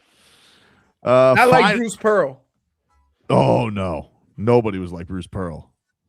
The pits. Chase says, does anybody wear a suit anymore? No. Basketball loves wearing, they just like looking like schlubs. But I'm telling you, man, something about it. I mean, but he's next to Mr. Armani, Finally, this was Giannis talking about his memories of the big three when he was asked about it by Omar Kelly. This is what he had to say about what he recalls the first time he went up against them. I drafted at 18. I came here, and I saw LeBron up close and Wade and all these guys, and I was like, holy shit. I gotta get better. I gotta get better. There is this picture. You probably guys gonna find it. That I'm driving the ball, going left, and I have the ball right here in my hand, and LeBron kind of swiped it, and he took the ball and me at the same time, and I'm kind of like this on the picture. But hey, I had 11 points. I was good. You remember that? I was solid. We lost by 30, but I was good. But yeah, when you see stuff like that, then you gotta work. They show you the way. It's not hard. Just listen, open your eyes, and it's something that I wanted. I was able to accomplish it once in my career. Hopefully, and it will happen a second time. Man, very sure of it. I like that. He didn't want to guarantee it, but he kind of wanted to guarantee it. I mean, here's the deal, and I've always believed this about sports in general, and I've said this to you before. Fans complain about only being able to get to the second round of the playoffs, to this point in the playoffs, or whatever.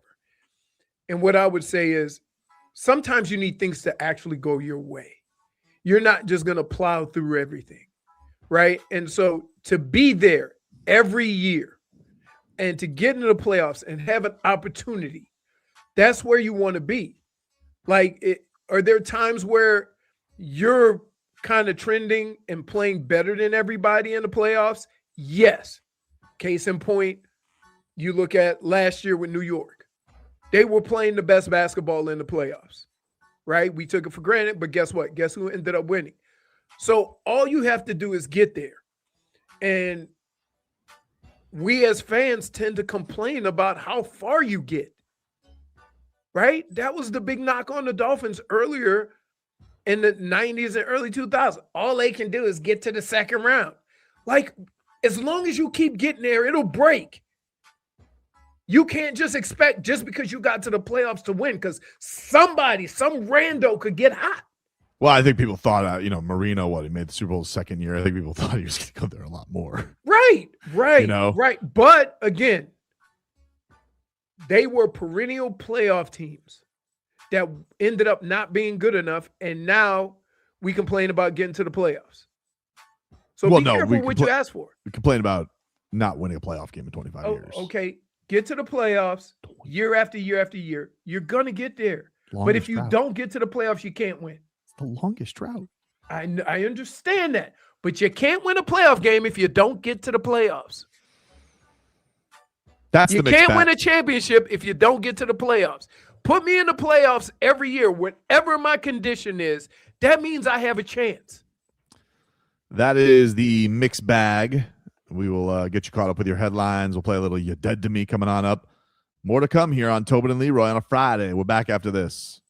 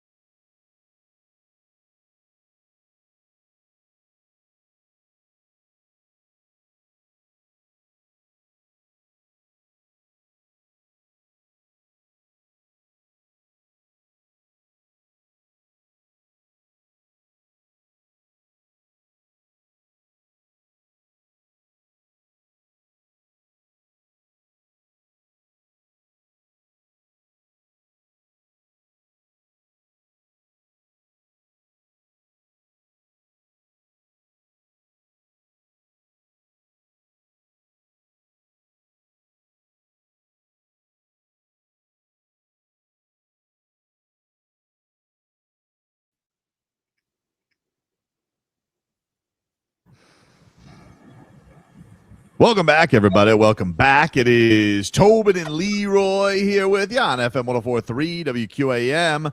Leroy, can we get one more weather update, please? Sure Brought to you can. by Tornado Roofing and Contracting, helping homeowners stay safe this storm season.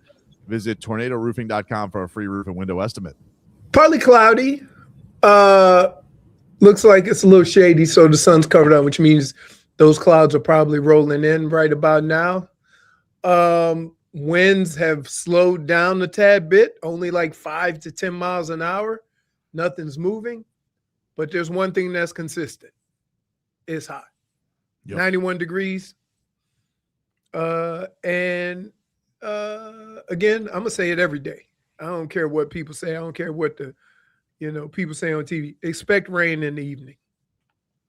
Yeah, it feels like we're going to get some of that now. We've been getting a little lucky with but there's been some scary storms at night, dude. Yes. I was like, ooh, frightening. Grab a Snuggie and hide under the blankets for that one, dude. Crazy.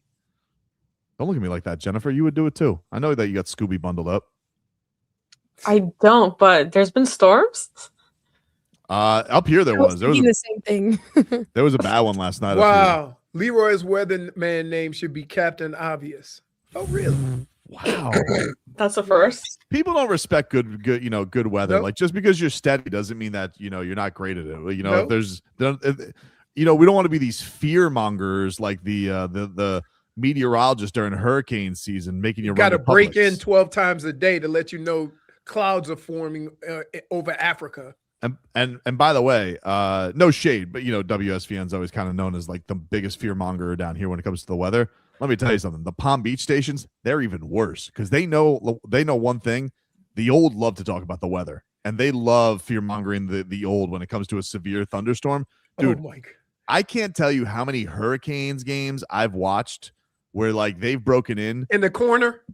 They've taken up like half the screen for a thunderstorm. Because they just think, oh my God, Ethel, I got to stop watching the Canes and go get myself some batteries. And then, listen, if you think they're not doing that, why the dramatic music to Right. get Right. You know what you're doing, WPBF. You know what you're doing. You're trying to scare them up here, okay? Let's tone it down a little bit when it comes to when sports games are on. Okay, give a little thing on the bottom, and then all right, we move on. We're back to the game. Dude, they did that one time during March Madness. I was furious. I'm like, are you kidding me? They took up like 3/4 of the screen and they cut off the Canes. I was like, this is insane, babe. That was in PBF. That was whatever the CBS station is up here, CBS 12.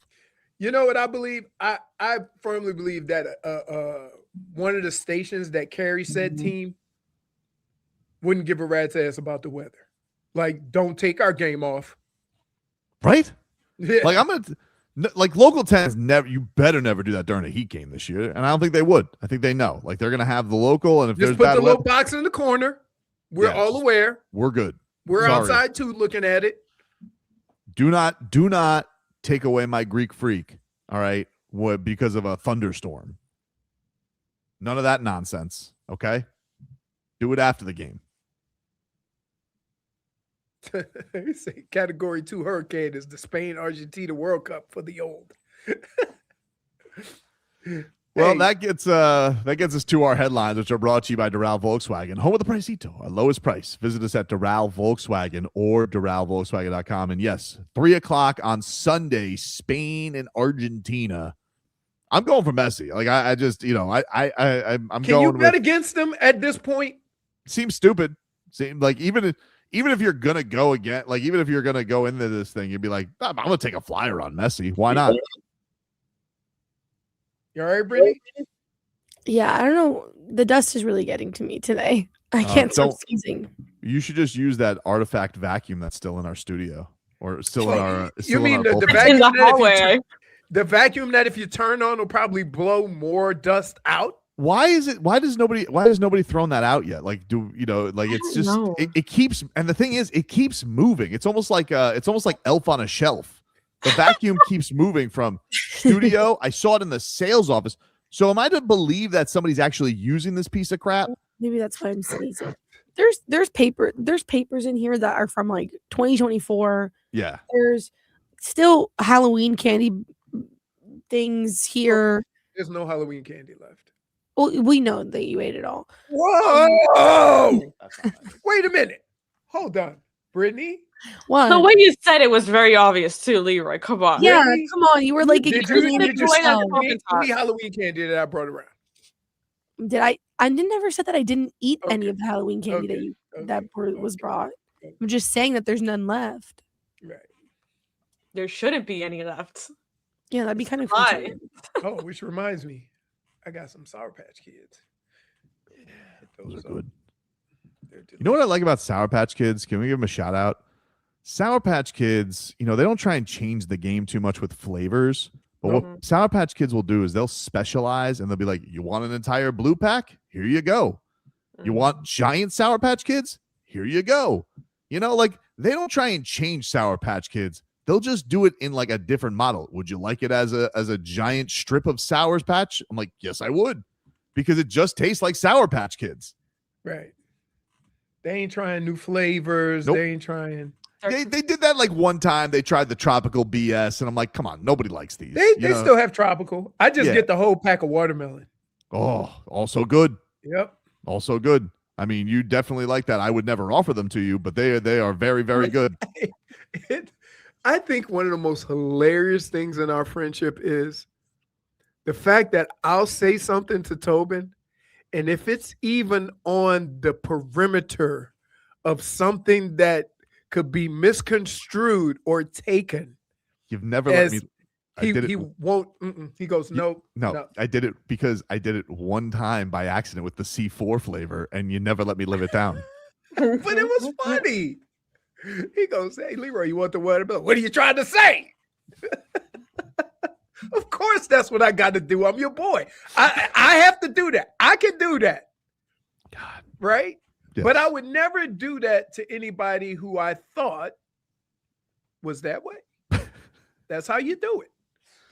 Oh, man. But I revel in your uncomfortableness around the subject. It's like Giannis with iguanas. Everybody's got their thing. The Marlins, they are back at it tonight against the Milwaukee Brewers. 7:40 is your first pitch, so you get to hear the boys, Steven Strom and Jack McMullen. We'll get you going. I do not know who's on the road with them, but I know the boys will do an excellent job. So you get Steve's guarantees, you get Jack's calls from, what do they call the thing again? It's not Miller Park anymore. It's like American something ballpark. What the hell do they call Milwaukee now? It's like American something or another. It doesn't matter. It's from Milwaukee. All right, dude. Listen, the game is from Milwaukee, and they got the slide, and you're gonna love it. So get used to it. Get ready. The Fish are back at it. 52-45 on the season. Milwaukee is 59-37, one of the best teams in the National League.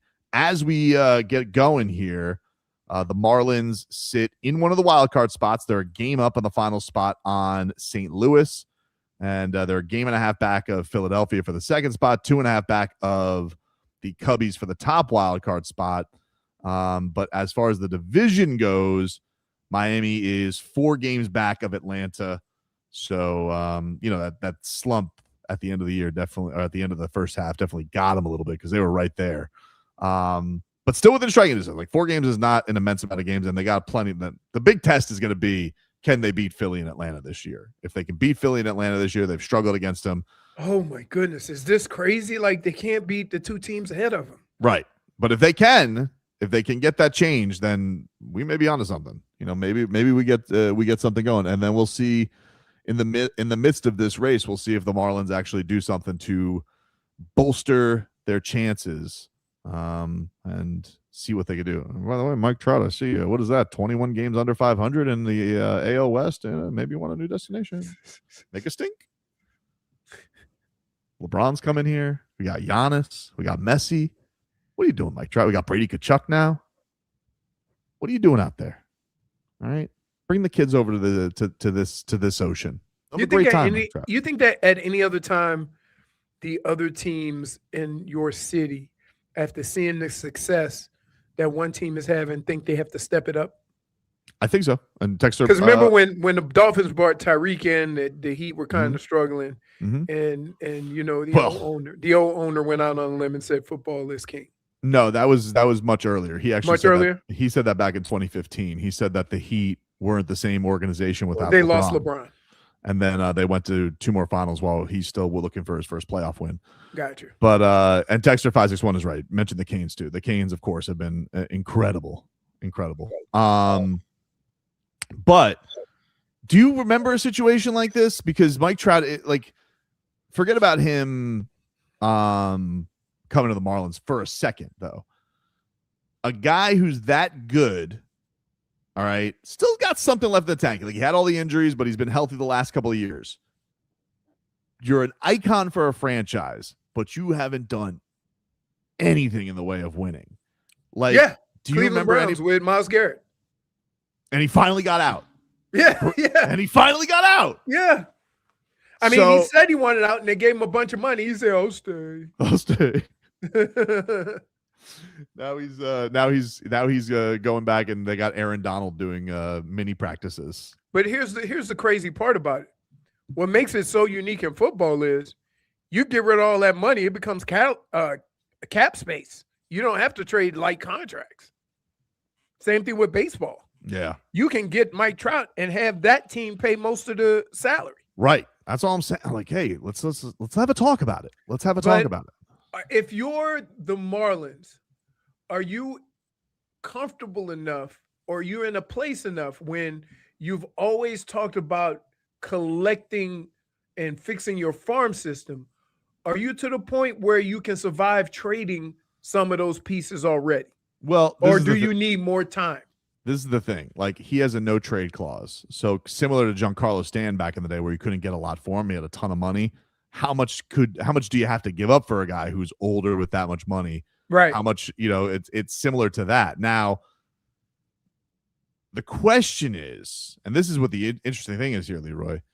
If you're Bruce Sherman, okay, you've been dying to get a playoff game down here. Mhm. You're definitely going to a lockout. Like, everybody knows it. There's gonna be a work stoppage in baseball. Don't you want to have a little fun, baby, before the doors close? You can't, A little fun, I don't know baby. why you put that on other people. A little fun, Like, baby. I wish I could put it in terms that where you could feel it, and you have to make that decision based on how you do things around your household. And I haven't quite been able to figure out how to do that. But like, these guys don't, like, there's a reason why they're doing things the way they're doing it, by not going out and get people like Mike Trout. Right? You know this. I don't know why you're trying to make this any different. You Yeah. know how they do things. But I think you only get so many windows, Like, you got a good run here with your pitchers. Everybody Good seems run pretty, is different than competing. but you need to show, like, are you cute and young, or could you add a little oomph, little oomph to the team? All right. Like, it hurt when the Marlins neutrally probably made a bad trade when they traded Adrian Gonzalez for Ugueth Urbina. But Urbina was the closer because you couldn't trust Braden Looper. And even though Ugueth Urbina was squeaky cheeks, you needed a proven guy. So you had to give up a prospect. I don't even think you have to give up somebody that good to get Mike Trout. I just think Mike Trout needs to make him enough of a stink. Now, it appears he has no interest in making a stink because Mike Trout just loves living in Los Angeles, counting his mountains of money and just being an icon for the Rangers. And that's cool. I mean, listen, if you want to be that, you want to be that. Not everybody's got that Giannis in them where they're looking for a search for greatness. Maybe Mike Trout doesn't have that burning desire of pressure anymore. I don't know. So we'll take a break. We come back. You're dead to me. That's next.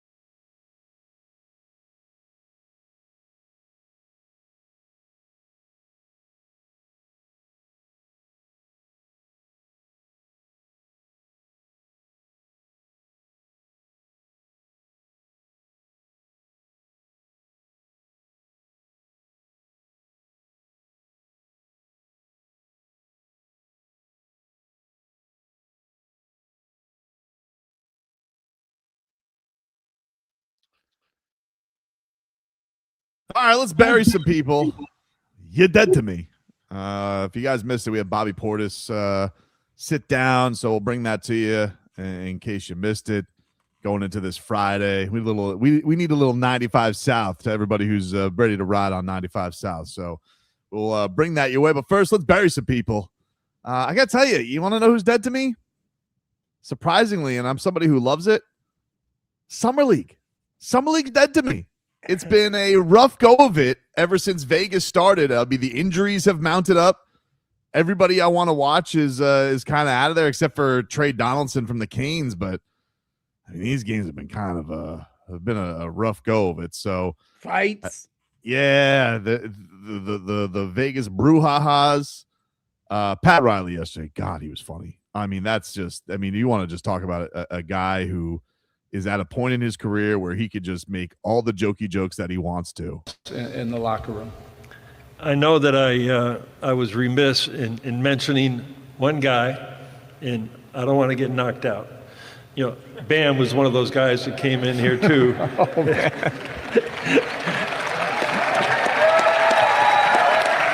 Bam was in 2019, came in here, and he's been.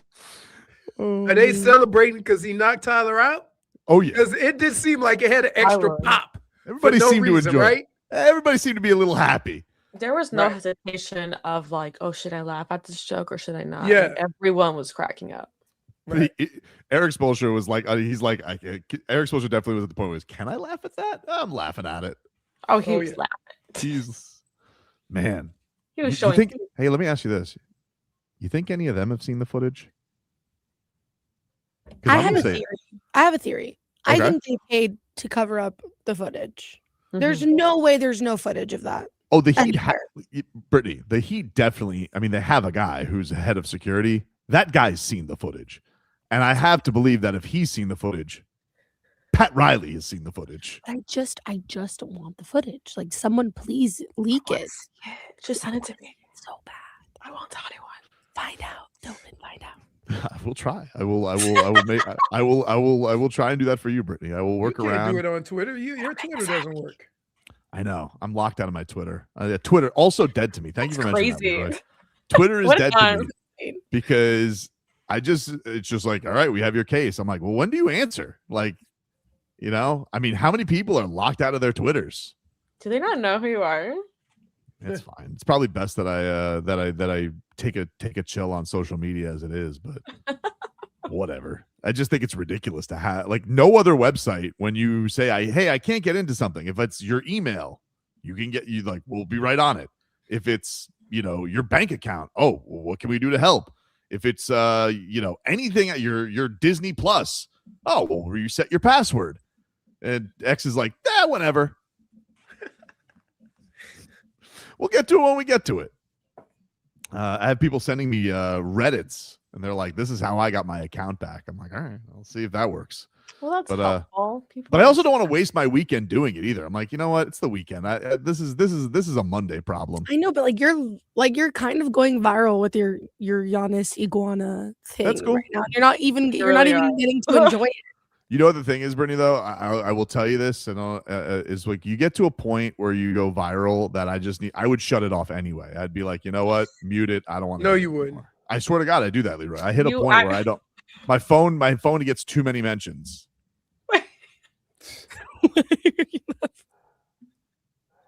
That's a lie. I just opened I Twitter swear. and Tobin just got photoshopped, and his face is an iguana. That's great. Who's dead to you, Leroy? I'm going to tell you who's dead to me. Grumpy Spo and Grumpy Pat.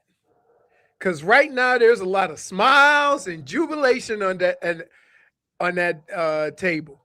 And it's a joy to see. Yep. It seems like everybody can get back to the matters of winning basketball. They ain't got to worry about feelings. They ain't got to worry about injuries. They can just go out, get ready to win basketball games. And I'm glad. That's what I want to see. So Spo got on a suit. He ain't wore a suit in 2 years, if not longer, right?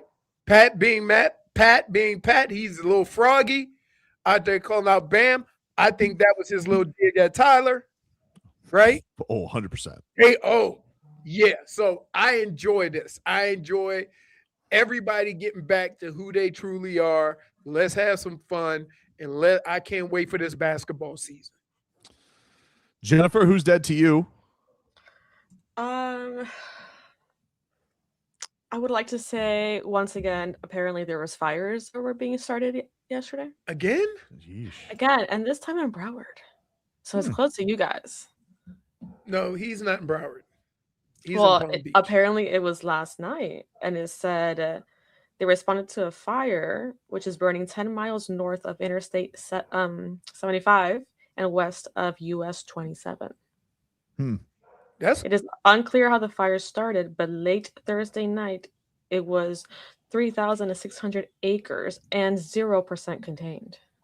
That's almost by Apopka. Is that Apopka that's out over the Alligator Alley? Apopka's pretty far up there.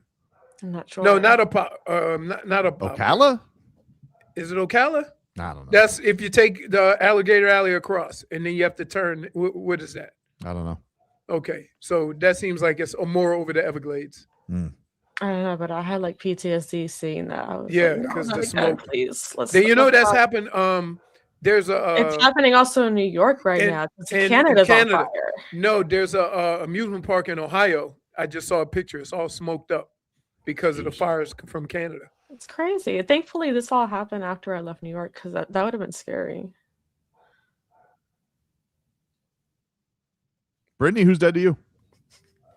Okay, so I did this for my damages done, but upon further reflection, I'm going to double down on my dead to me, and I'm going to go with the new push to start cars. The worst. The worst. Because as you guys know, I've had for the last several months, I've had issues with my car not wanting to start because of a dead battery. Right? Yes. Come to find out, we think we cracked the code on what the real issue is. What's that? And it's that my keys are far too close to my, and when they're inside my house, they're too close to my car. And so sometimes my car thinks that I'm trying to turn it on from my house. Interesting. Because my landlord told me the other day after the whole debacle of my car not starting on Tuesday that he saw on his way to work that my screen was on and saying please press brake to turn on ignition. So now I have to I purchased a special bag for my key to go into when I'm in my house that blocks it from transmitting to my car. As if you were going to a comedy show? It blocks your... going to a comedy show. I'm locking up my keys every single night now in order for this not to happen again. That's amazing. Wow, So what a flaw. It's dead to me because I don't understand what we live in the year 2026 and we haven't come up with a better technology for it not to connect to the car. That's crazy. Yeah. So that is also your neighbor too, who never told you anything. That's true. It's still absurd. How did you not let me know about that? So is it fixed now, or you haven't gotten the bag yet? No, I've gotten the bag. I haven't had any issues. I was able to jump the car. We were able, thanks to JFig. I got a number for you. I hope you didn't spend too much because no, it's super cheap. The bag was $10 on Amazon. Ruballs. Pardon? What are you even saying to me right now? Their bags protect all incoming signals. That's true. Oh That's what they say about Ruballs. That genuinely. The Ruballs statue was how much money? And you want me to purchase a bag from Ruballs? Oh man, that was a good deal. What was it? $60? Yeah, but then when you put it for the shipping, how much did it come out? It was $100 and something. It was $75 to ship from Australia. That's how you know it's authentic, though. No. Her bag I'm sure works just fine. Brittney carrying around a bag. Hey, what is that? That's my key fob protector. My key fob protector. Oh man. All right. That is your dead to me. If you guys missed it, we had Bobby Portis on, your new power forward for the Miami Heat. Sat down with him yesterday after his press conference. We bring that to you next to close out the weekend.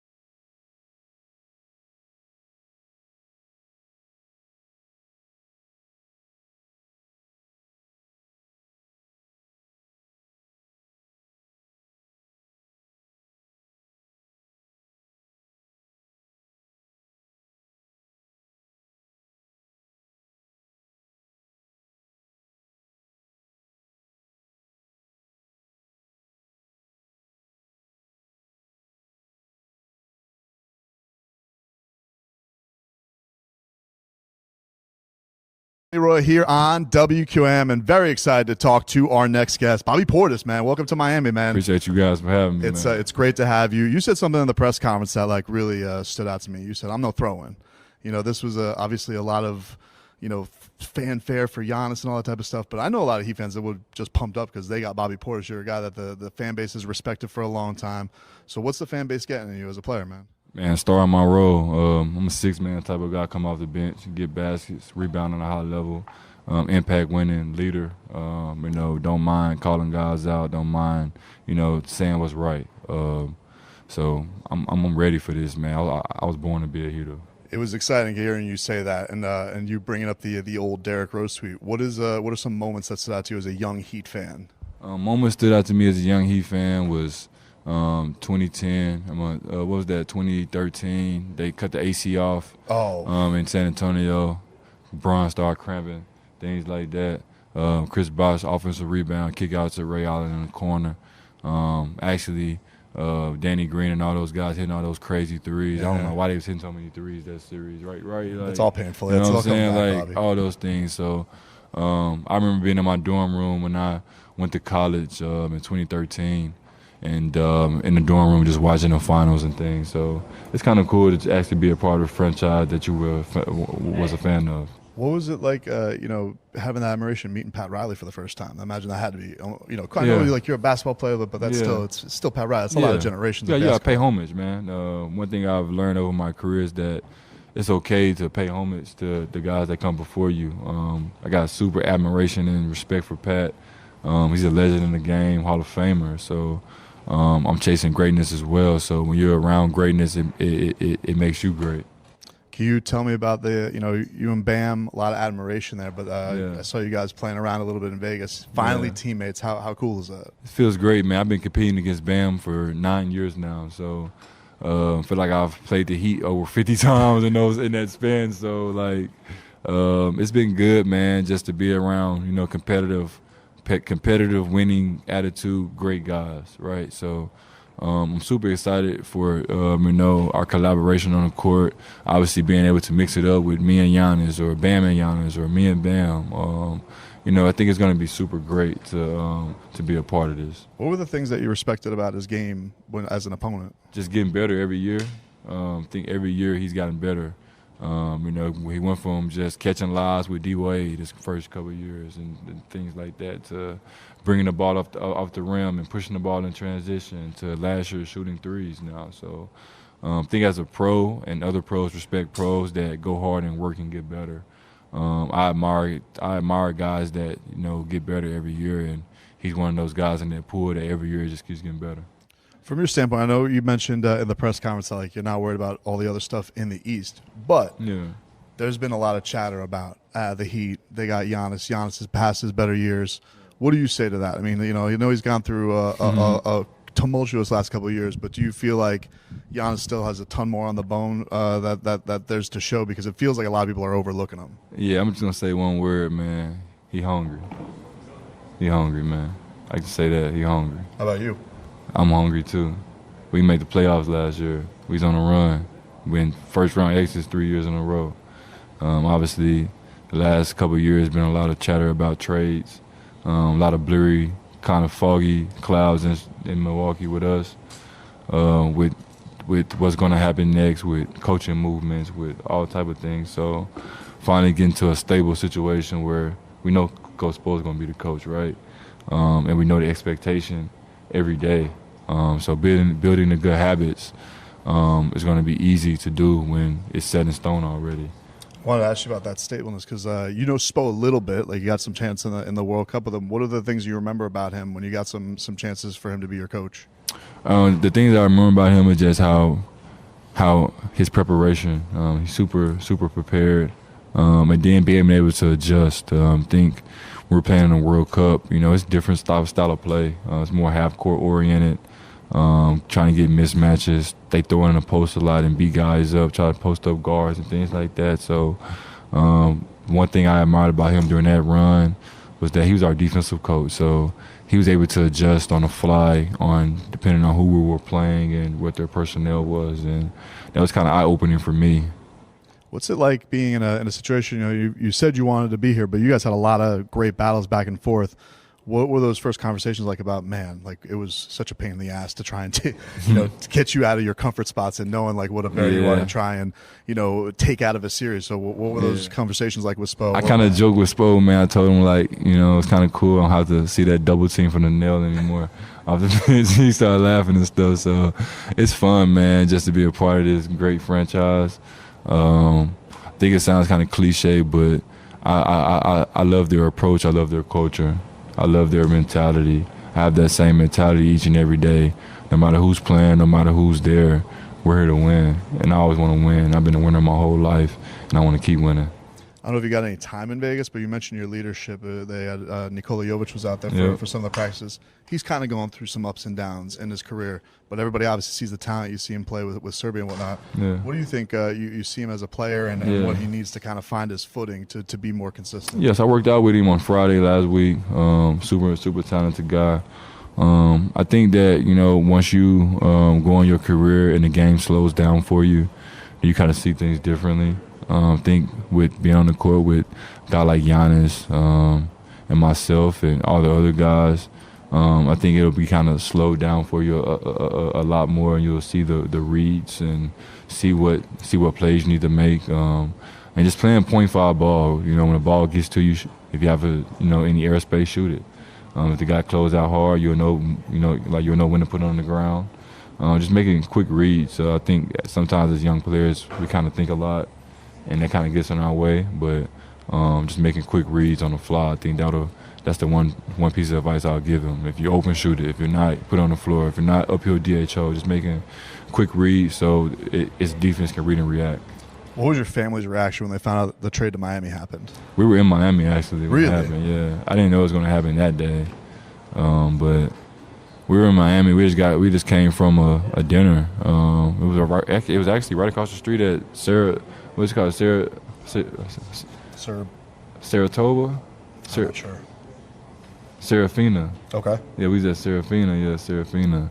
So we had just got done eating dinner, and I just got back to the house at like 11:30, bro, 11:20. And we were sitting outside in the car just talking about like, oh man, like what's gonna happen, this and that. Like literally just sitting in the car, bro. Yeah. And the second I step in the house, the Airbnb, my GM is calling me from the Bucks. I'm like, oh shoot, like what are you talking about? And as soon as I answered the phone, my mom started screaming, and then everything was like going crazy on people's phones. And like this is, I guess, a destination you talked about wanting to be there, but how was the dealing with the summer? Like I know that the Giannis thing has been lingering, but the idea that you do get to go with him, how cool is that? How much was that a thought? Did you think that was a possibility, or did you think it was going to be kind of your own separate journey? It's crazy, man, because as a pro, you like you just don't know. You know what I'm saying? Like you just don't know like what's going to happen, right? And like the only thing that you can control is your work ethic and your attitude towards everything around you. So I didn't know that it was gonna obviously happen. I've been playing with Giannis for 6 years, so every year I've been with him after the season. If we don't win it all, the media is pushing him going elsewhere, so I'm not really thinking much of it. But I am super happy that I get to go somewhere with someone that I'm comfortable playing with, that I know a lot, that's my brother, that we communicate on and off the court frequently, and that kind of makes this transition better with somebody that you know. What did you think of him hitting the mitts? How did you think his style was? Hitting the mitts? Yeah, did you see the boxing video that he put up pretty recently? He says he trash. You can tell if I said that's trash. You gotta get better. I ain't gave him no punters yet, but that was trash, though. Before I get you out here, Bobby, you mentioned the UD interaction with the Spo with the bumping thing with that. What was the first conversation with UD at the Vegas Summer League? I know he's a guy. He's very much respected your game, so I'm sure he was fired up to get you. Absolutely, man. He was like, just, hey, bro, I'm happy you with the good guys now. You know what I'm saying? So it kind of feels good to get OGs respect and gracious. Obviously, he played 20 years in the league. I want to play 20 years in the league. I look up to him a lot, just his mentality and what he stood for, being an undrafted player, being able to come to a franchise for 20 years, get his number retired. Those are all things that you just dream of as a kid, and I'm super happy that I was able to obviously be a part of this franchise, but obviously have great guys that's come before me that's wore the jersey that understands what it means to be a Heatle.